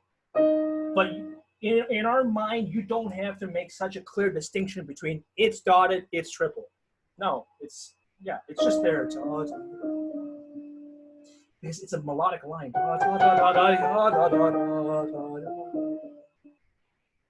One thing, right? There's no distinction in between there. It's not beats. There are no beats. This is this kind of cadenza-like writing where there are no beats, there are no measures. If I hear measures, you've already failed at the expressing what the music wants to express, which is this vastness, this impromptu kind of feeling, right? Can you go from there and breathe, really breathe, and then start.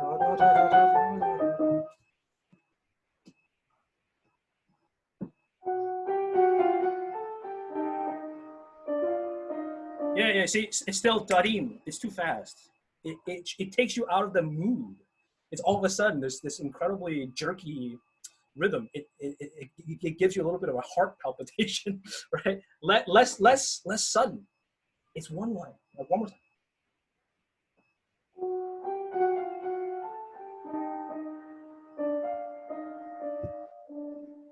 Good.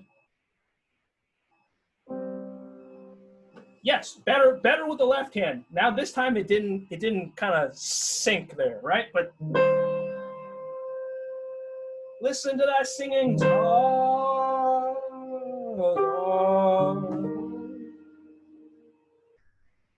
And then it hangs by itself. It could hang like this forever. Try right there.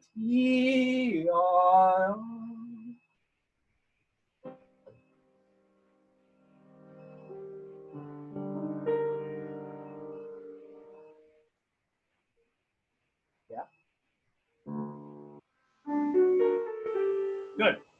Now, the basic, now this material comes back multiple times in the piece, right? So let me ask you, out of those notes, what's the direction? Where is it heavy? Now, I know there's a carry, there's an accent on that first note, but is there a direction, or are they all the same? It's going down. It's going forwards, right? It's going where? There, right? And then you have a new thing, right? So each figure has two parts to it. It has this kind of curling, and then a response to that.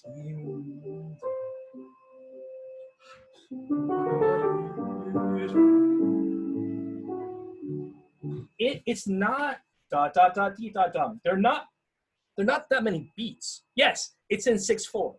Yes, nominally speaking, you're counting in a slow 3, right? Or in a compound meter. It's a 1 2 3 1 2 2 3, right? But not really.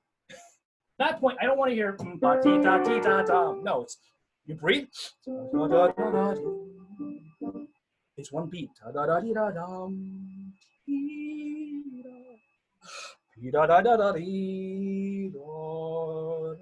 So if you were, I'm not going to make you sing it, but if you were my student, I'd be making you sing it all the time. If you were to sing it, you would never sing it, da dee da dee da da dee, right? It'd be da da da dee da dum, and then you breathe and you do it again. So can you try that? Make this a little less notey. Da, dee, da. It's not. It's da, da, da, da, da. It's a figure. It's this. Da, da, da, da, da. Try it.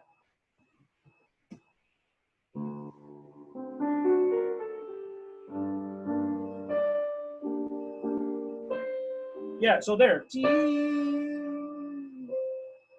The stuff in here. Chum chum chum chum. Different instrument, right? That's not the singer. I need to hear da. So how do we make the illusion of legato? That's the sole trick of playing piano in general, is that the illusion of legato and cantabile.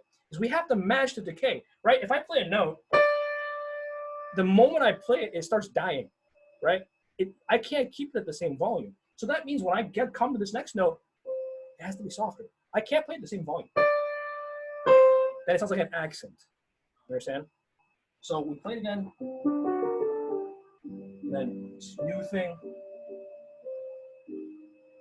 Okay. Try that. Da, da, dee, da, da. A little bit more curvy on this. Da, da, da, da. There.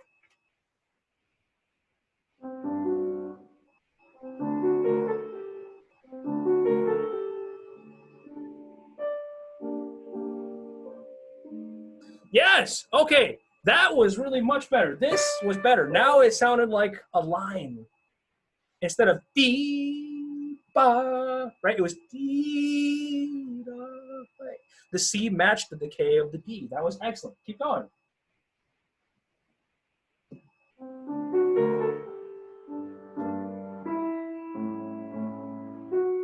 Better.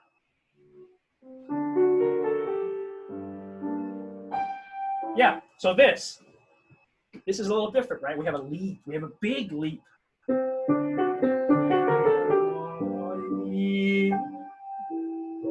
It takes a little bit of time to get out there. If I were to sing it, you take time. You can't go bum, bing, right? It's not on piano. We can just go up there.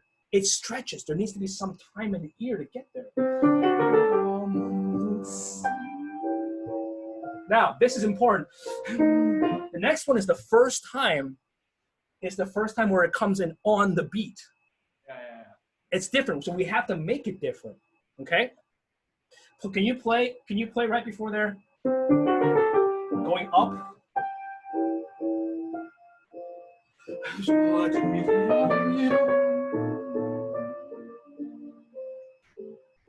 Okay, try that.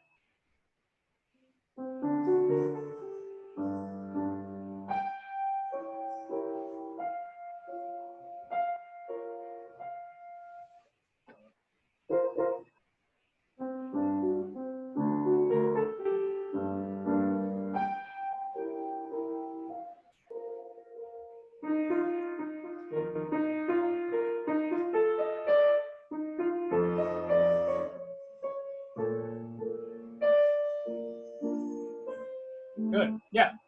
So the idea is the same throughout most of this. You have to go back when you're practicing and practice the layers separately. Like we did, right? You sing the top layer, which is the voice. That's the main material. And everything else under it is subservient to that. You have to keep that relationship, again, that idea of relationship between the layers very clear in your head, right? And not just in your head, in your ears, because this is what guides you when you're playing, right? Not your fingers. Your fingers come second. Here. Same idea. When you're practicing it, practice it slowly and hear all the intervals. Da, da, da, dee, da, da, da.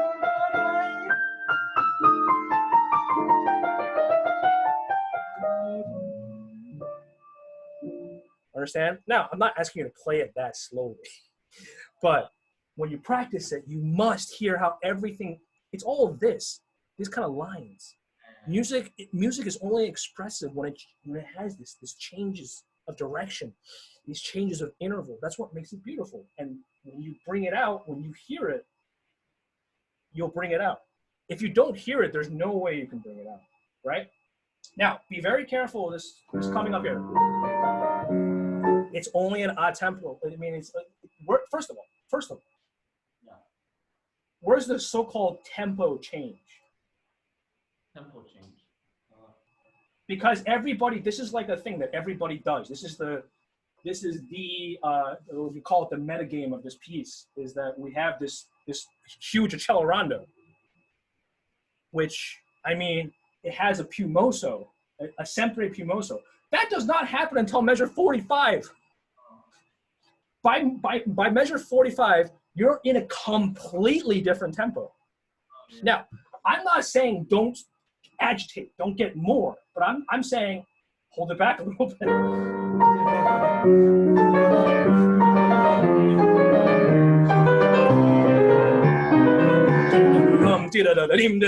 And then go. Understood? Agitato doesn't necessarily mean faster. Agitated. How do we create agitation?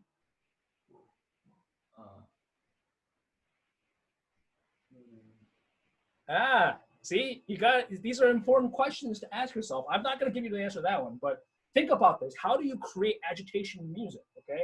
It has to do a bit about how we relate the rhythms to each other, right? And when we're agitated, how do we breathe? That's my hint to you about that, okay? How do we breathe when we're agitated? Now, when we're going into the beautiful B theme, this section, there's one thing that most of you guys did today, and it's common. I'll just play it.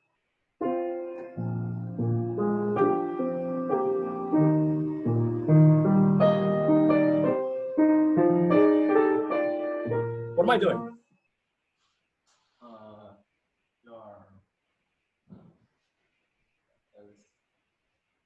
Singing or like What I'm doing there, what I just did, I really, really overdid it, is I was preparing my downbeats. Here's a downbeat. Here's a downbeat. No, in fact, Chopin wrote it specifically so that you're constantly going over the bar line. The phrasing of this is irregular. That's part of the beauty of this, especially beautiful in this, how he writes it. It's because the slurring is over the bar lines.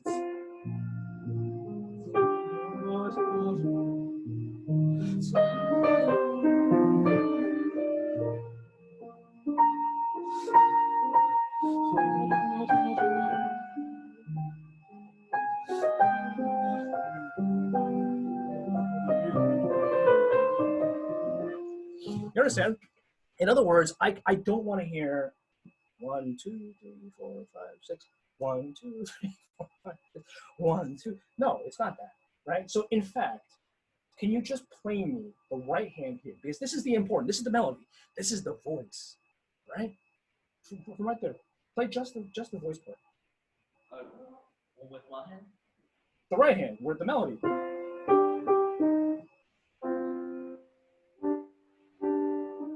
Yeah, right there. It's not T-ta, I wait. No, T-ta-da.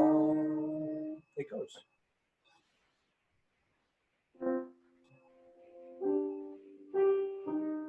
Good.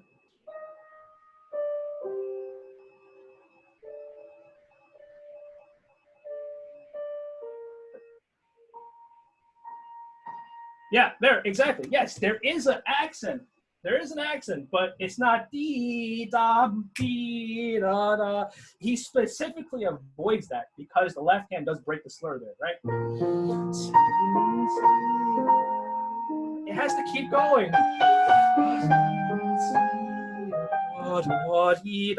It has to keep moving this way, right? You have to imagine that in music, and it's very easy to forget this fact because when we're playing piano, we can just hit a note and chill out, and it'll just do the work for us. If you were playing flute or oboe or violin, any of those other instruments, you got to be involved in that note until it ends.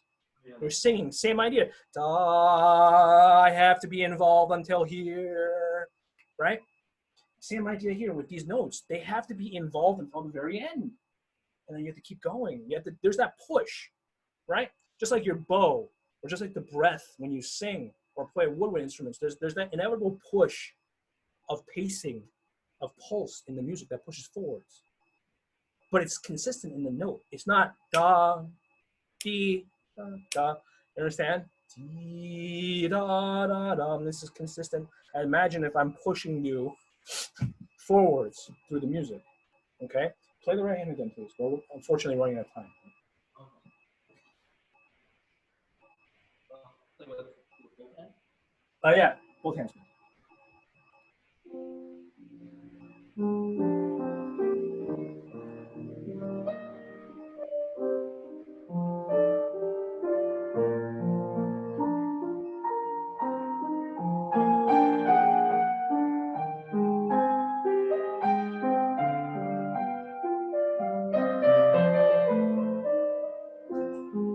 All right, yeah, it's starting to get better. It's starting to get better. There's now a little bit more of a give and take, and it doesn't feel like every measure that we have a new downbeat, right? That's the biggest thing I want you to take away. Do not get into that, fall into that trap of giving me 1, 2, 3, 4, 5, 6, 1, 2, 3. The music becomes not only predictable but boring, right? Okay, now this very last thing I want to talk about. It's a gesture that goes towards the next downbeat, right?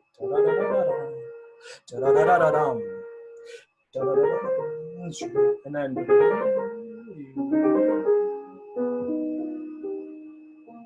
and you do play that very beautiful alto line, that beautiful line down here. You have it, but you have to understand also that line. It's like a dovetail. It does this, right? It doesn't annihilate the top line. We need both lines to make it beautiful. If you just plunk out the thumbs, it loses all of its beauty, right? The whole point of it is that we have this line that's here, and then it goes like this, and that's what makes it work. And the same idea. Remember what I said to Leo, the left hands. I don't want those. They're not important.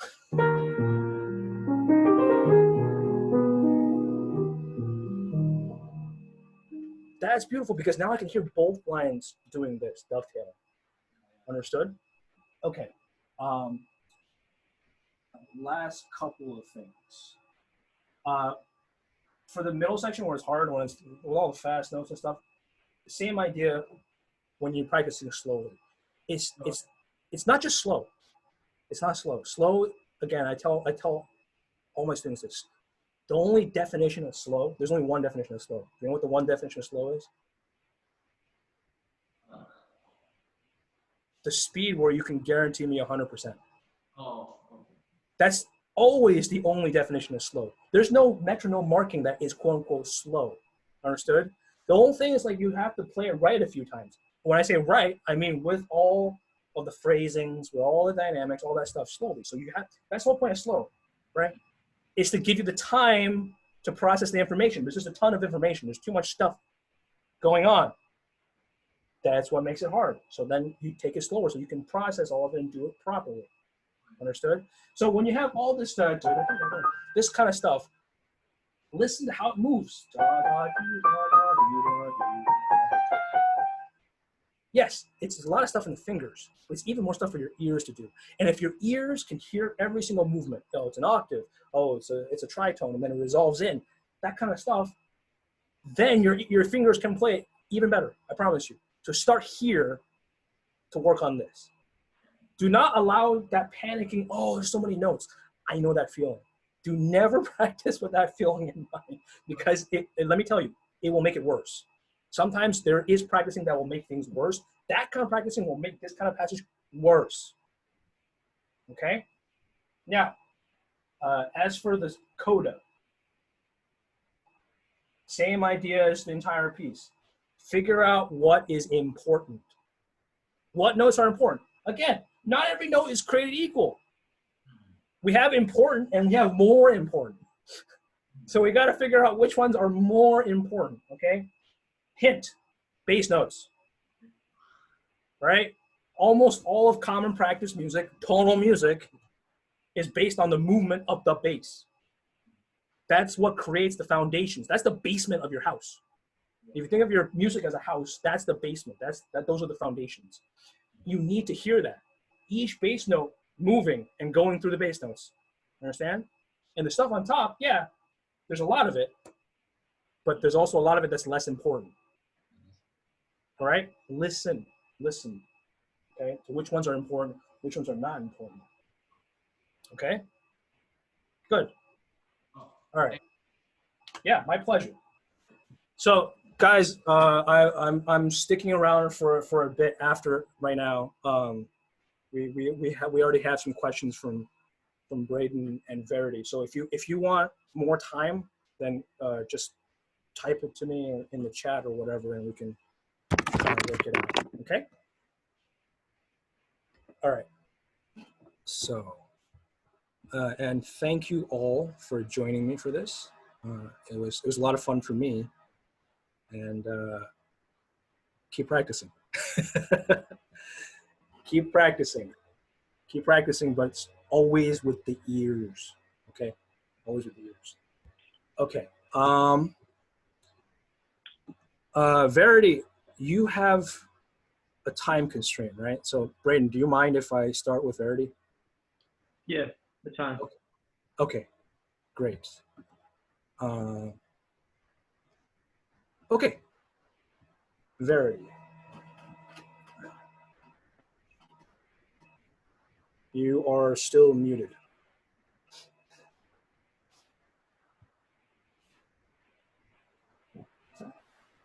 How do we? Okay, there we go. Okay. All right. Do you want to start with some questions for me, or do we want to just keep working? Oh, I think we can just keep working. Okay. Well, it costs 15 minutes. So yeah, so that's why I kind of wanted to put you first. So a couple of things that we didn't get to cover in the transitional section when it goes. yeah. This part, just like what I just told Vincent. Where's the bones of the music? Where's the foundation? In the bass. Yeah, especially when it goes, and then it drops by third, and it drops, right? Yeah. And then it drops again. And then we end up on that big dominant, right? So I want you to play from there. Actually, no, play from here. Surprise! Right? Let's go.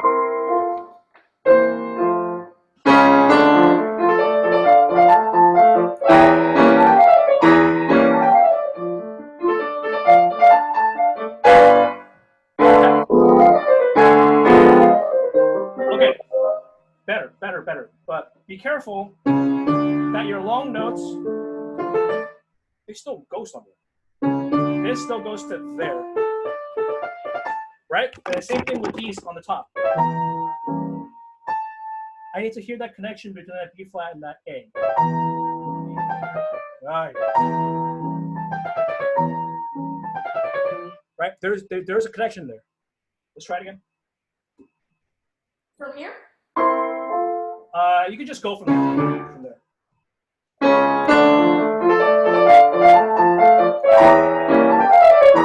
Better. Good. Keep going.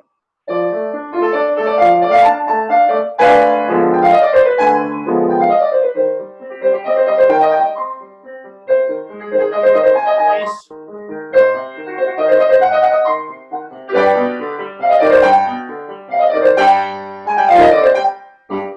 Good, good. I like this because this time you didn't drop the intensity at the last note. Again, it's the same idea of giving away the plot, right? And then, right? Now, just a tiny little detail here.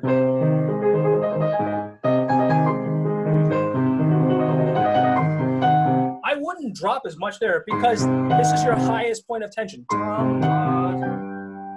Before it goes to the G, right? Yeah, go ahead from wherever before that point.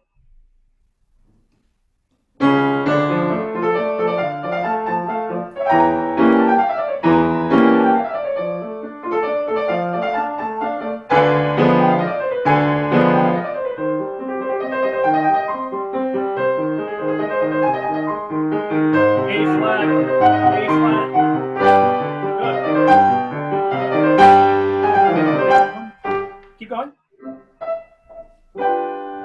Yeah, you see there? You see there with the pedal. Be very careful with that. This is out. Right?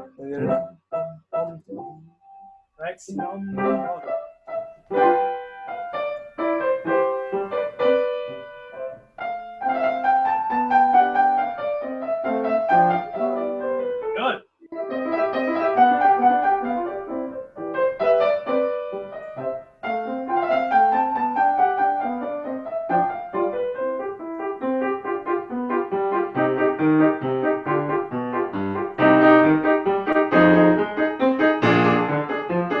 Much better. That's much better. With these, it's another thing that will help you with the grouping is to think of it as 2, 3, 1, 2, 3, 1, 2, 3, 1, 2, 3, 1, 2, 3, 1.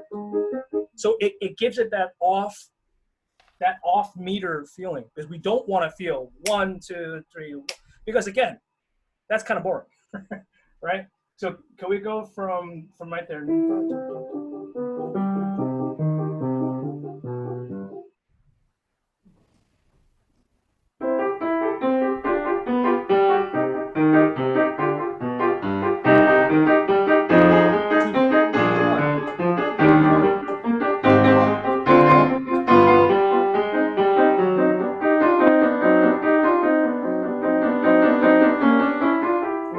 Yes, there. Be very careful. Be very careful that we don't accelerate into the next section.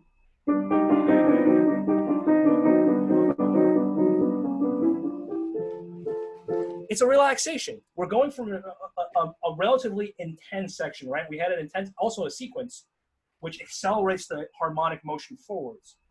And then we have kind of a mellowing out here. Yeah. We have to let it mellow out. So don't rush into into this one, okay? Can you try from here?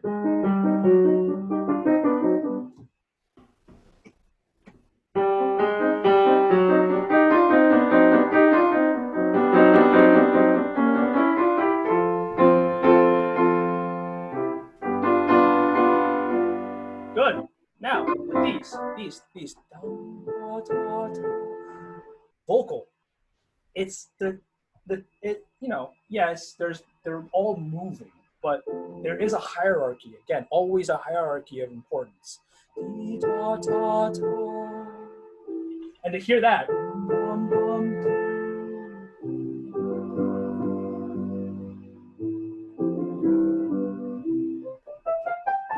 and there, right? We end, and then we have these little twinkly eighth notes that bring us up. But we have to end first. New thing.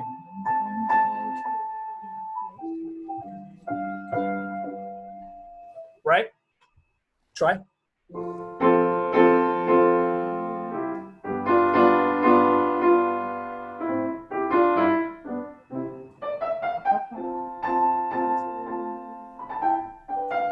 Yeah, be careful with there.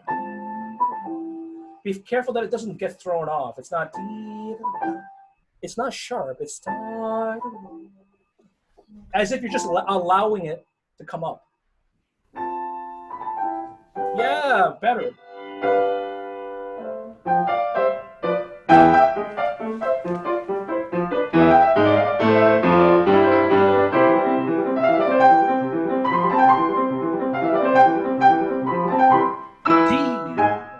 Yes, so very good. Here, these. What am I doing? Dee-da-dum, dee-da-dum. Those are the gestures, right? It's, again, that same idea of 2-3-1, 2-3-1. It's a lot of this, right? Or 3-1-2, 3-1-2. It's very rarely 1-2-3, 1-2-3. Very rarely that, okay? Go on a little bit with the development, please.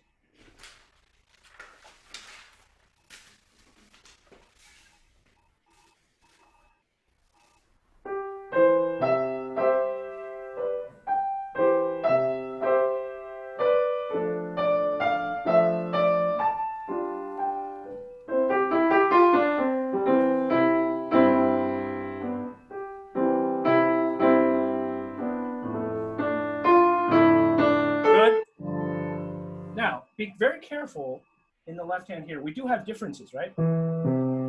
Dotted half, quarter, quarter. That space when you have this, and then it contrasts with that, right? So we need that space for the ears to have that silence in the left hand. Can you do it one more time and really make those differences? Now, quarter, half, resolve. Try.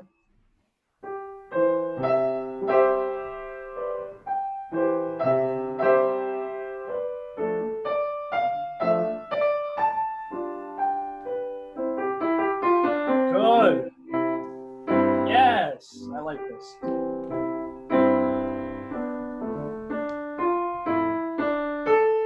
Yes, be careful there. That's not connected. It's one of those things when we have these characteristically Mozart slurs, that when you have this it's so immensely charming because he has this kind of little bit of a resolution, and then he leaps up and then resolves again. It's so beautiful. So try to get that little bit of nuance between a little bit of space. Yeah, try.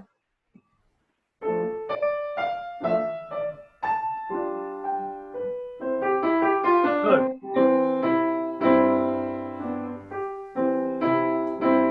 Yes. Now these. Be very careful that we don't plant our downbeats.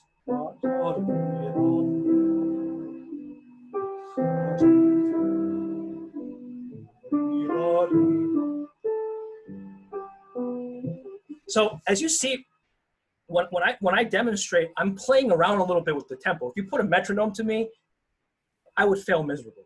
However, it's not necessarily about playing metronomically correct. It's about playing rhythmically correct. Again, we talked about this. Those are two different things.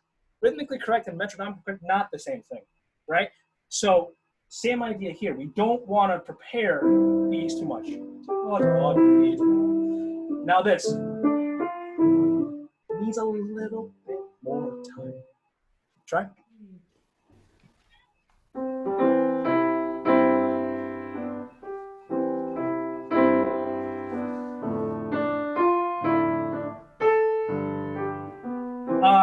So are you have those Sforzandi pianos, right? You're playing those. Those are technically speaking not really there. They're editor remarks and this kind of stuff. So yes, he's telling you, here's how I would see it, right? It's an implication that that note is a little bit more important. It's not a sforzando. I really don't think he meant da dee da ya, dee da da ya. No, it wouldn't be, right? It's a little bit. It's a tiny bit of inflection. Dee da da dee da da dee da. Just that tiny little bit. Do it one more time, and just give it a teeny bit.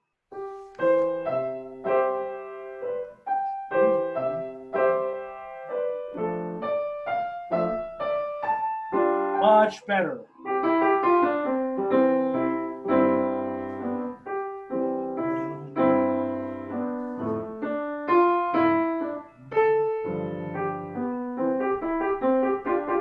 Yes, so now, same idea. It's a different, now it's completely different. We went from strings to woodwinds. You could kind of think of this as a bassoon and oboes, right? It's cooler in its sound texture. It's not the same kind of lush sound that you would have in strings. Now it's a little bit more objective.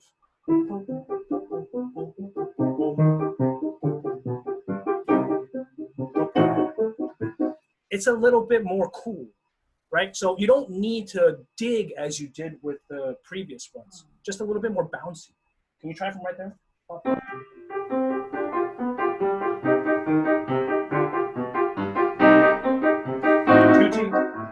Tutti, right? Each one of these is kind of a tutti stroke.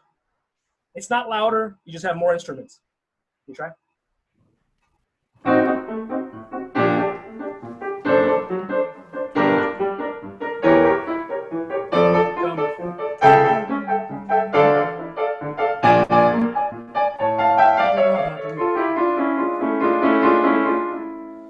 Ah, right there, good.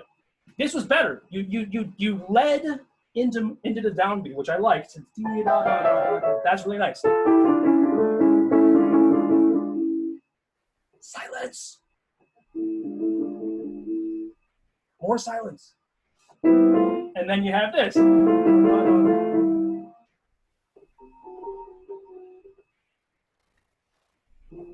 Right, again, about the drama of the music, it requires those silences. So if we kind of rob the music of that, it loses its potency. Can you play it from there?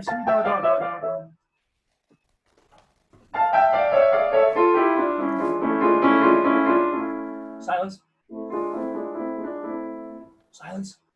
Da, da, da, da. Now. Silence, last one, especially the last one. Right, so when it's da, da, da, da, da. This is the cute one.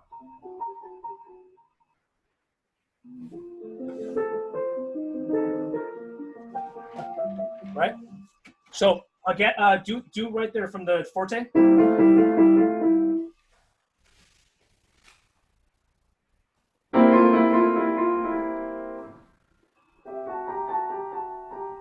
Silence. Go.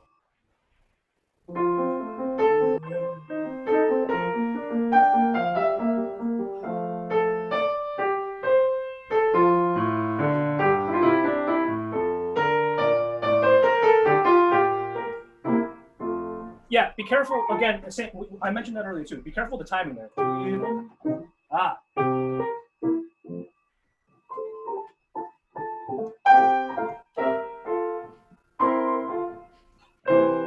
Yeah, it's a could you play me the horn stuff?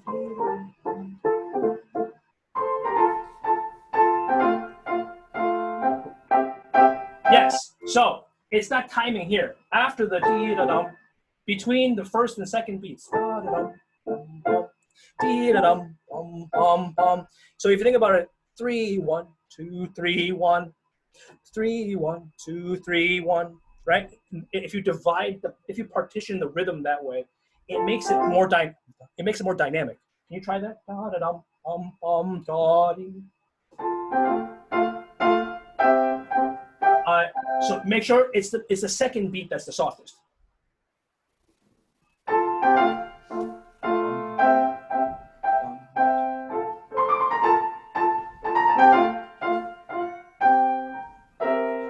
It's better. Just always be aware that again, this is the same distinction between rhythm and metronome.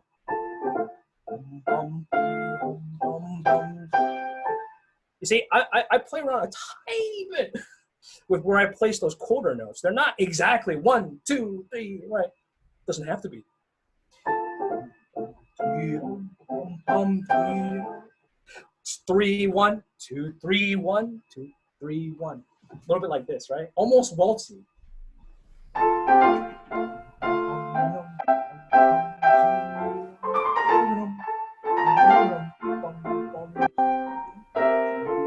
Breathe. Breathe. Breathe. Yes. Yeah. Okay. Now, this is the point where this is the part where it diverges, right? With the from the exposition. But the rest of it is the same. The idea is exactly the same. So I want to just go over and hit the couple points that I really want you to work on, right? It's this idea of arriving at certain beats that are much more important than other ones, right? Discrimination, hierarchy. There's always this. Like in the development, it's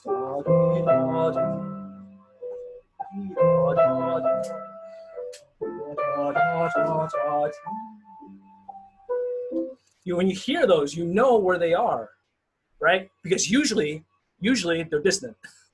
We like to think that we enjoy the consonants in music. No, we enjoy the moments of dissonance because they lead. It's like the old saying, like the what is it? The darkest night precedes the dawn. You get my point. Is that it's those moments of dissonance that set up the resolution. That's what we like to hear, like that. When it comes down to the G, that's where the beauty lies, right? So with these, musically, right, that idea of not every note is equally important. And 2, physically, when you're doing your slurs, there's an economy of means, right? Remember we talked about the arm. The arm is doing most of what you're going to be doing.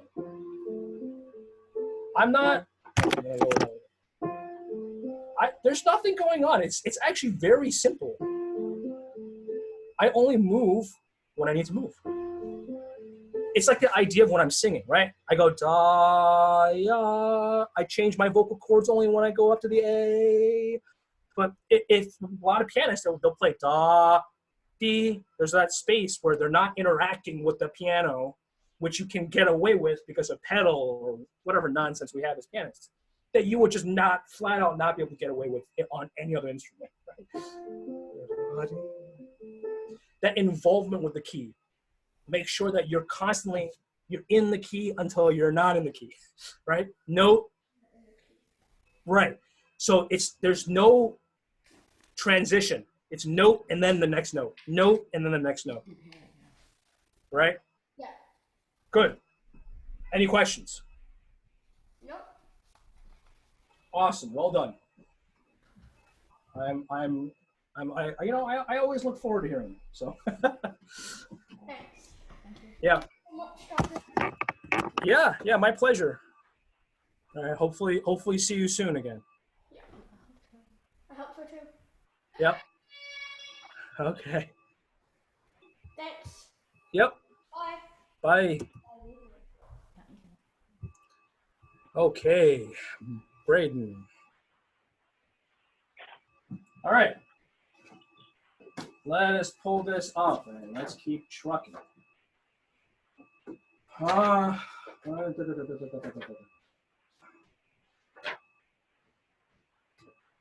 Can we go from what is that? 70. Measure 70.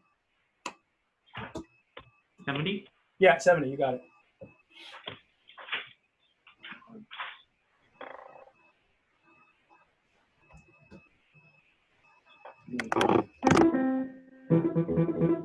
Yeah.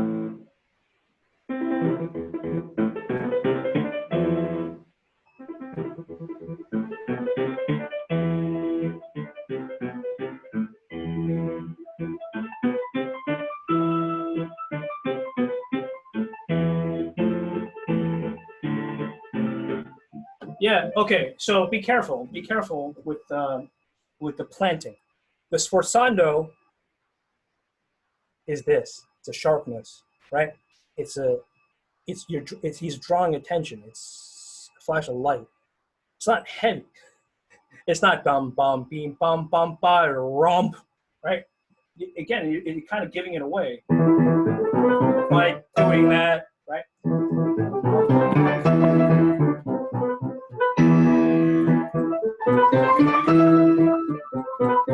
Now this.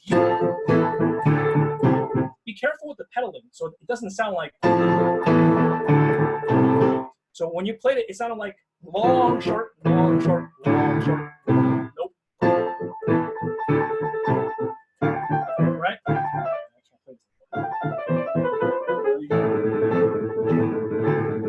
These. It's not long, short, long, short, long, short, short, short, short, short, short, short. Okay, try it.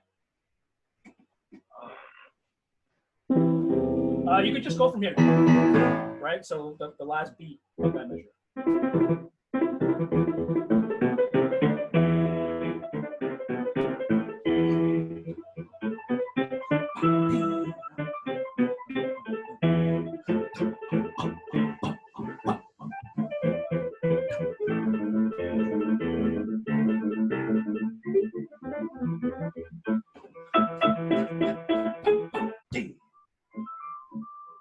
Much better.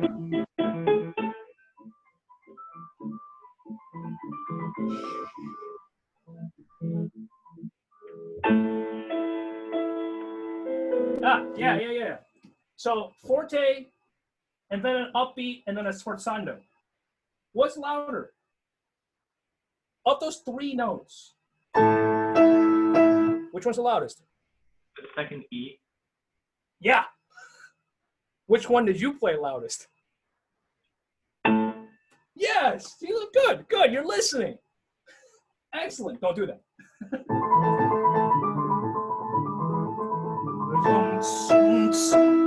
It goes to there.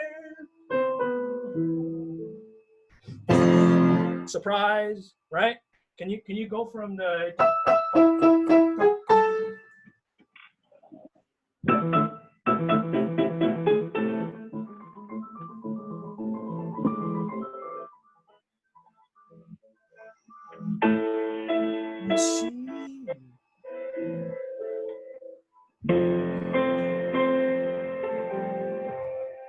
Yeah, be careful with the pedaling.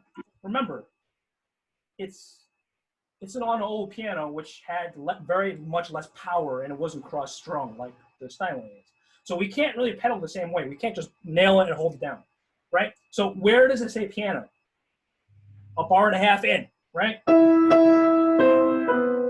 There, flutter your pedal slightly so we can get rid of some of that excess volume. See what I did? I didn't change the pedal. I just allowed it out a little bit. And then double forte again.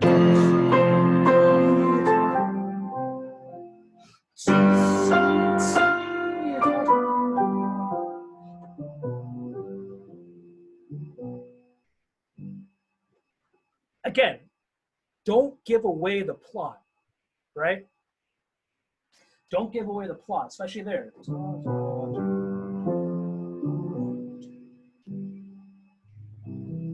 And then start again. Right? Can you give me from the first one?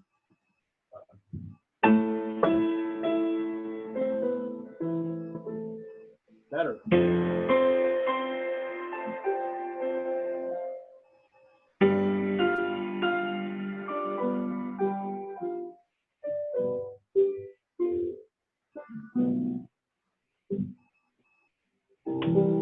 Yeah, this is much better. Now that we have each individual one of those entrances, they need to make sense together. There's three of them, right? There's this one, and then there's this one, and then there's this one. Which one's the most? The third one. Yeah, see? 90% of these questions you're answering for yourself. So you know it, so do it. You understand? So you know the answer. I don't have to feed you anything, right? But So you have to do it. You know it's the third one. So give me more on that very last one, right? It's the dominant. You're on 5. It is the moment. This is the punctuation of the sentence, right? So do it again and give me that building to the last one.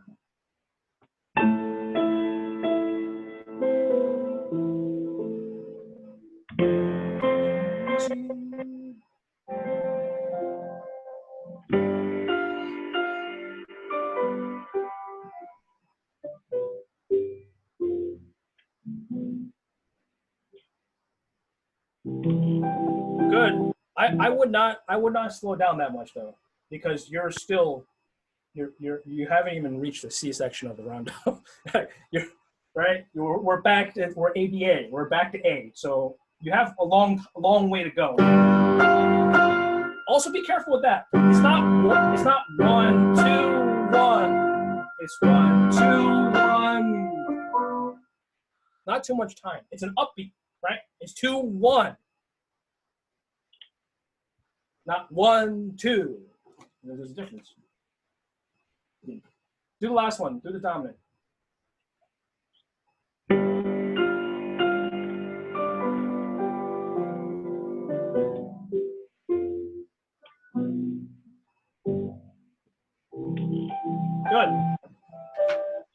Good. All right, let's move ahead. Give me the next trill section.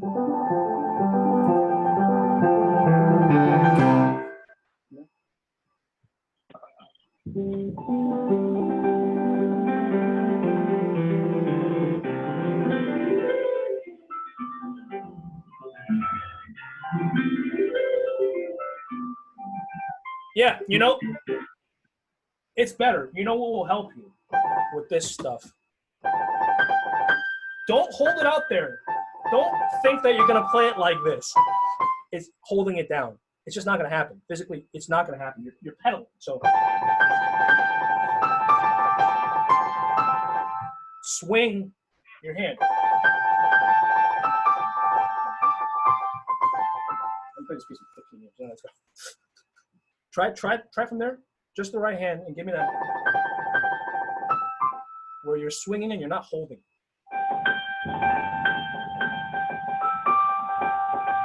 Ah, you hear how clear that sounds? Yeah. Oh, it's so much better. It's so much better because there's less tension in your hand. Again, the idea of technically is always go towards the path of less tension, right? If we don't need to hold it, and it's also technically unadvisable to hold it, and it creates a better sound. So do the better option, right? Okay, do the same thing and don't hold it and just kind of ping. Okay? Both hands. Both hands? Yeah.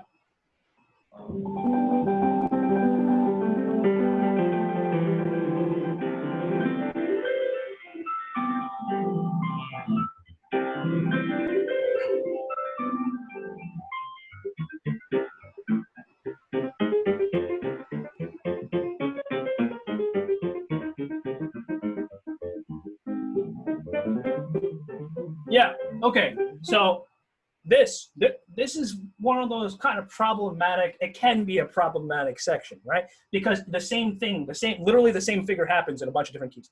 The same thing keeps on happening. We have to find a way to make it less, again, one at a time. Oh, here's 1, here's 2, here's 3, here's 4. You see what I mean? That it becomes problematic because it's boring. Also, think about it this way. It's not the right hand is shadowing the left hand. It's not quite as important. You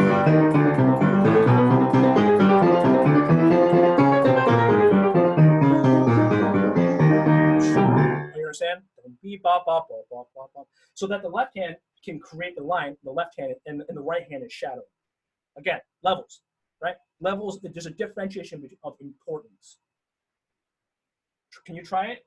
Also, it's right there. It's written in. He very clearly gives you one as an 8th note and one as a 16th, right? The 16ths are bouncing off of the 8ths.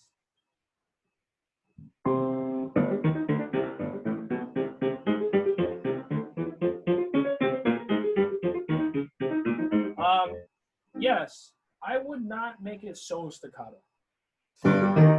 It gets very vertical. So it's the remember we talked about in the very beginning of the class, contour.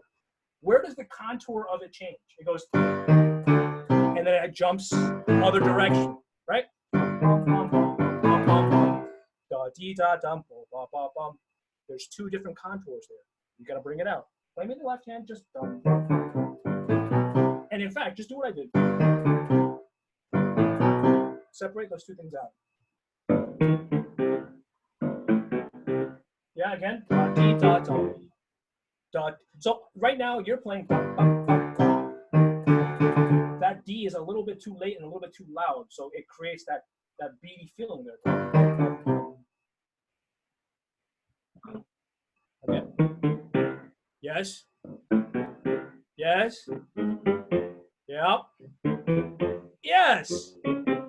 Much better. Now put it together. Get rid of the gap. Get rid of the gap that we put in. So play like string.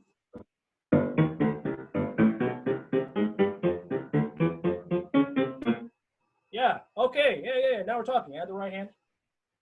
And slightly less staccato. A little bit pattier on the hands. I'm bouncing, but I'm kind of sluggishly bouncing out of the keys. Not too close.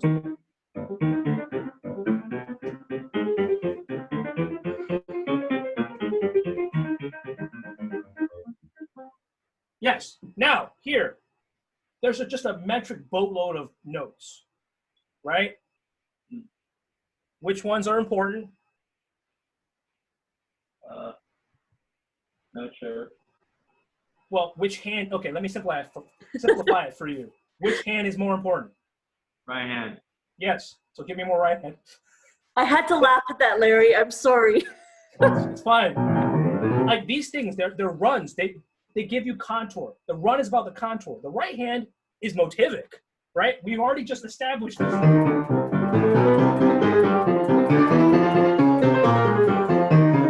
Right? And so we need to continue to contour. And then this underneath, it runs like this, like a wave. It's less important though. From here.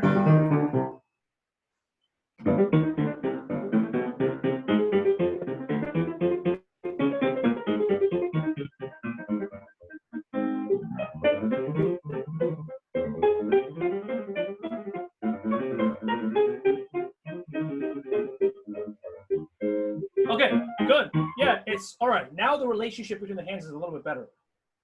Here's a rule.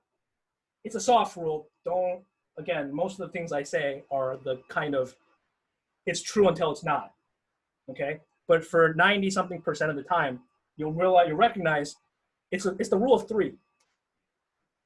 This is a huge thing in classical music. You do it once, you do it twice, and the third time, you kind of do it again, but you change the plot, right? If you go through Mozart, Haydn, Beethoven, and you go through how they exposit their material, this is almost always true. It's not always true, but it's almost always true. It's the exceptions are rare enough to confirm that rule, kind of, okay? So, does it happen here? You bet. Once, two. Now this is three. And then he changes it. He keeps on going. You see what I mean? Okay, you're back. Yeah.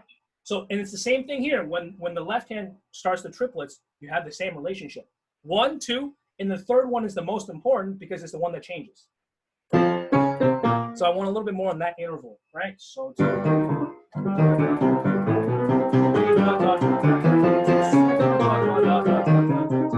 understood? So the third time it happens, it's slightly a little bit more important.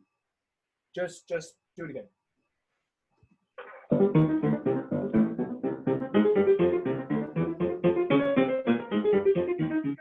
Better.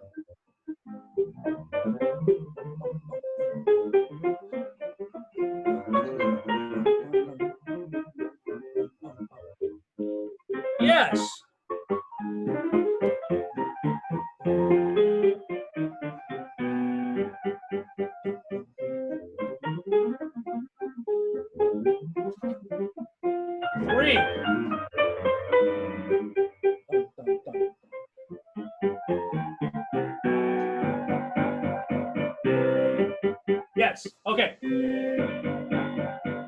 Much better. So here, with these, now we're getting to these 1-5, 1-5, 1-5s, right? So we gotta make sure that those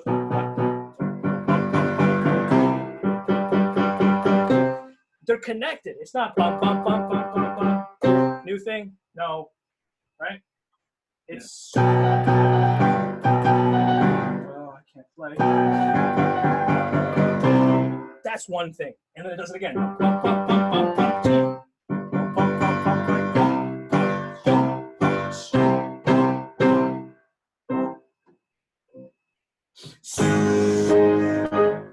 Understood? Yeah. Surprise. Again, this is what we said before, not giving away the plot. But the 1-5s, we need to hear 5, 1, 5, 1. It's like the ending of the Fifth Symphony. A lot of this. Beethoven likes to hit you over the head over it. Make sure you really know. That's kind of his obstinacy.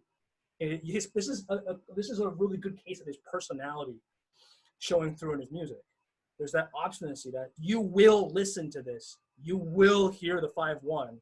You cannot look away, that kind of thing. So show it. It's almost obnoxious. And you have to, again, music is not always pleasant, right? It has to express what it has to express. I'm not saying this is unpleasant music, but it has its moments of bombast. This is definitely one of them.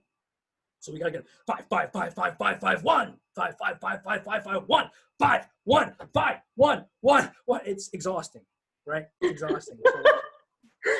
This is Larry going crazy. Yeah. Larry, I think this is a wonderful place to give you a break after this incredible. No, wait. No. The best part of the movement is coming up. We gotta work. Uh-oh. Yeah, go. Come on, give me the 5 1s. Here we go. Oh, I think he froze. Oh, no. Yeah, so play from there. 5, 5, 5, 5, 5, 5, 1.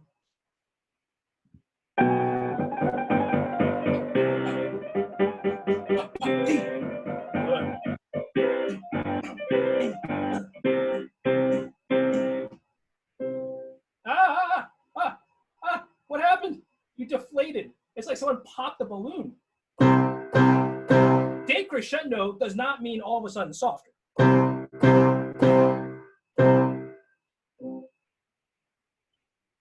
Decrescendo is the beginning of the end. It's not the end, right? It's where you begin to get softer. Play those.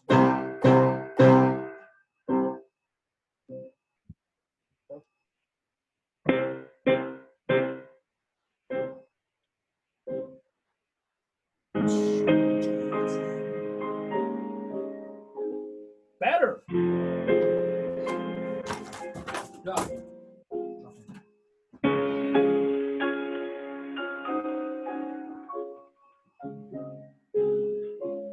Good. So much better. What you did better this time, as opposed to during the class, was that you leaped. You heard that. Right? That's the expressive context. Which is followed by that.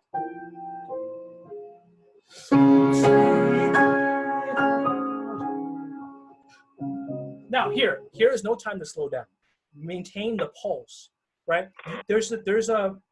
You need to fight the urge to allow your downbeats to slow down. The urge is 1, 2, 1, 2, 1. Every time you do that, you're setting the pulse back by that microsecond. It's a tiny bit, but even the tiniest bit, after 10 measures, it becomes unsupportable, right?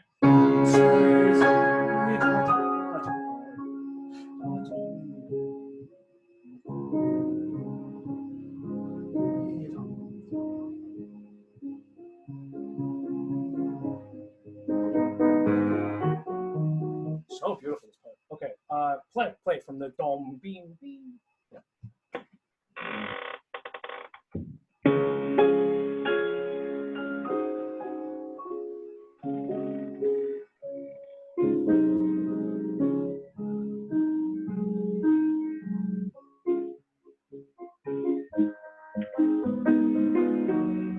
Much better. But this is very different from.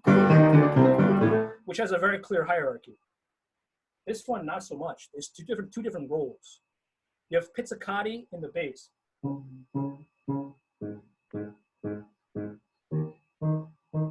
And on top of that, tom, tom, tom, tom, held strings, tom, tom, tom, tom, right? So it's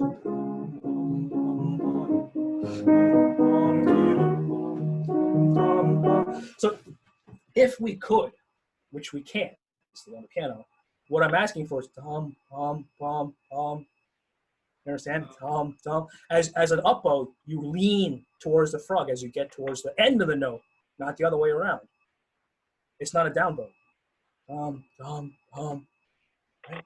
So again, this is a thing where we can't really accomplish it on the piano, but if you have it clear enough in your mind, you kind of find a middle point physically in how to do it. But you have to hear it first, right? That the rule number one is it starts here in the ear, right? Knowing what the specificity of sound that you want. And then the other hand is boom, boom, boom, boom, boom, boom, right? Understand? So play from there. Actually, give me 2 measures of.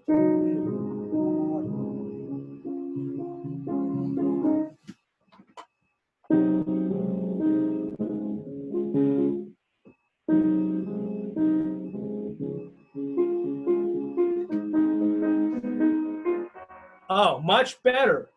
Yes.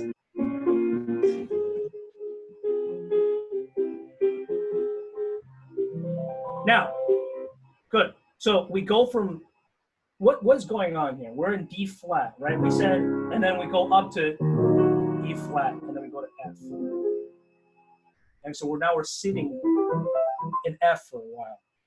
We're going up by step. It's just kind of slowly doing this, right? Step by step. And then he starts to change how we move in this section. Instead of moving by step, our bass is moving by circle fifths, right? So these are things to pay attention to. But when we get here,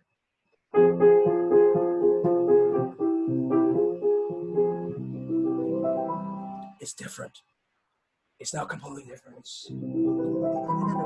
And what you did before was really good. It's and then here. Hearing all of those non-chord tones, tendency tones, right? They want to go somewhere. That wants to go there. Same thing here. It's so beautiful. Now, and this is all the same until we get to here. That's one of those my little pet spots that I love because of what he does there, right? He changes up the pattern just slightly so that you land on a consonance instead of a dissonance the second time around. It's so beautifully done. Okay, play from the Sempre piano. Remember, Sempre pianissimo. Remember, Sempre pianissimo means the whole thing is hush. Not that it's all the same volume, right? We still need shapes. They still need to go up and down.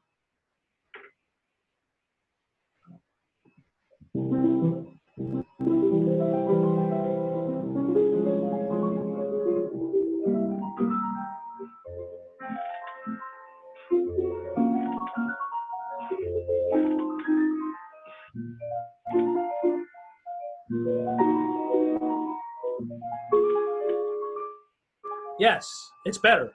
Also notice here, the rule of 3 still applies. You notice that, right? 1, 2, third time, changes, goes on.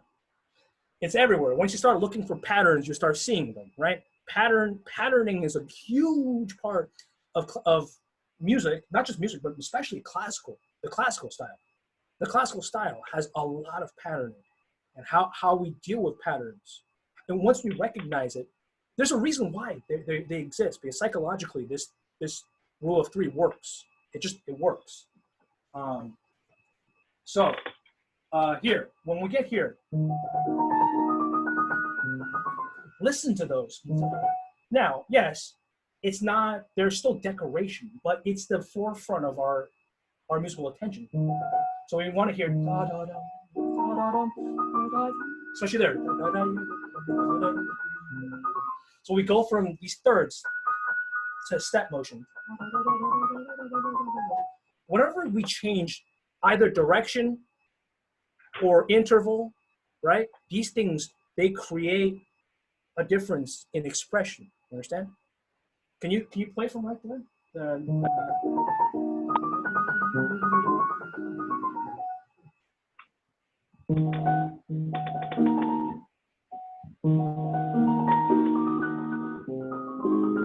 Yeah, give me more of that F.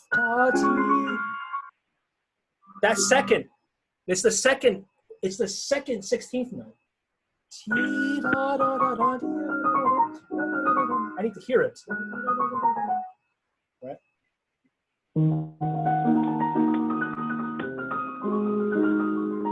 Yes.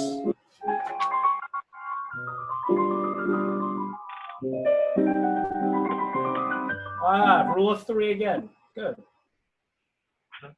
Yes, right? Now, this is all the same, but we can hear it. We need to hear this. What is he doing here? He's dancing around the harmony, which is what? Right? Which gets us back to where? Which is the key of the piece, right? So we have to dance around it. He's giving you what? Flat 6, sharp 4, flat 6, sharp 4, flat 6, sharp 4. Flat 6 and sharp 4 go where? I know. Jen, where do flat 6 and sharp 4 go? 5. Yes. They go inwards, right? To 5. That. F sharp goes up to G. A flat goes down to G. He's doing exactly that. It's just not at the same time. He's doing.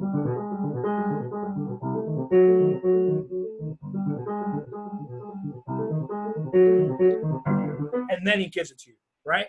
And then he builds it. Now, this is another thing. This rondo is not really a rondo. It is a rondo, but it has this huge retransition. This is what you would expect in a symphony return, in a symphony sonata form movement, right? To the recap. It's this big, gigantic buildup on the dominant, right? What do you have in the bass? G, G, G, G, G, G, G, G for a very, very, very, very long time. Again, this is another Beethoven thing that he does a lot, right? So could you play from there and really give me those bum, bum, bum, G, da, da. I want to hear the flat 6, sharp 4, flat 6, sharp 4.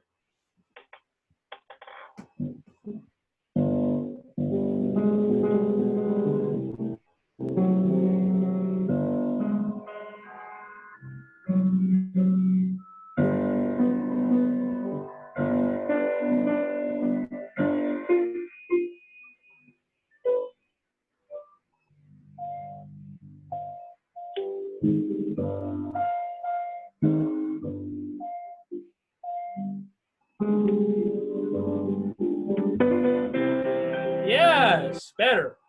You kept the surprise in better. You didn't say, here it is. I am so sorry. I have to go, and I'm the host of the meeting. Okay, so it was good. We got to the recap, if you want to call it that. The recap. Larry, I want to introduce you to my friend Lois Carter. Mm-hmm. Lois is a wonderfully trained Lois. singer, and we used to go to the same church, and she's been very impressed with your masterclass, and she's very impressed, and she's looking for piano lessons, so maybe you guys can connect Sure. via Facebook. Brayden, thanks for sticking around. I don't know who Alex is, but thanks for sticking around. So remember, Brayden, it's about that push, right? I told it to another student, is that as a pianist, you could just kind of like flounder around and do things that are not involved in the creation of the sound. No other instrumentalist can have that ease, that easiness, right? So as a violinist, you're constantly moving the bow. You're constantly involved in the second to nanosecond movement and creation of the sound. You're not as a pianist, but we always have to keep that in mind when we're playing, that there's constantly pushing, right? Rhythm is constantly pushing. Yes, there's metronome rhythm, and then there's actually the pulse of the piece. We always have to distinguish between what rhythm is and what being with the metronome is. It's not the same thing. Yes. Never. They're never the same thing, It's right? true. When are you ahead of the beat? When are you behind the beat? When are you anticipating the beat? That has to do with how you see the music, right? Yeah, absolutely. So, Yeah. Absolutely. Can we give a round of applause to Larry? Larry has been Thank you. on this for 3 hours and 20 minutes. And I just want to say thank you, Larry. Again, you've shown that you are like one of the most engaging educators and musicians. And to share the knowledge that you've acquired in such a short time, because you're not that old. Ah, exactly. And you know, Lois has been asking me for teacher recommendations, and Lois, I can't say enough about Larry. So this is your go-to. Thank you, Larry. I will contact you privately. Thank you. Very, Great. very impressive. Your musicianship, the way you pull the music out of the playing is very impressive. It is. Thank you so much. I really appreciate it. Thanks Well, for- this is the kind of thing that keeps us going, you know. It is. To get to do this kind of work. So. Thank you for playing, Braden. And I'm gonna end the recording now, and I'm gonna end the live stream. Cool. And have a wonderful, wonderful afternoon, everybody. And thank you to Larry. All right. Thank All right. you. See ya. Bye. Bye.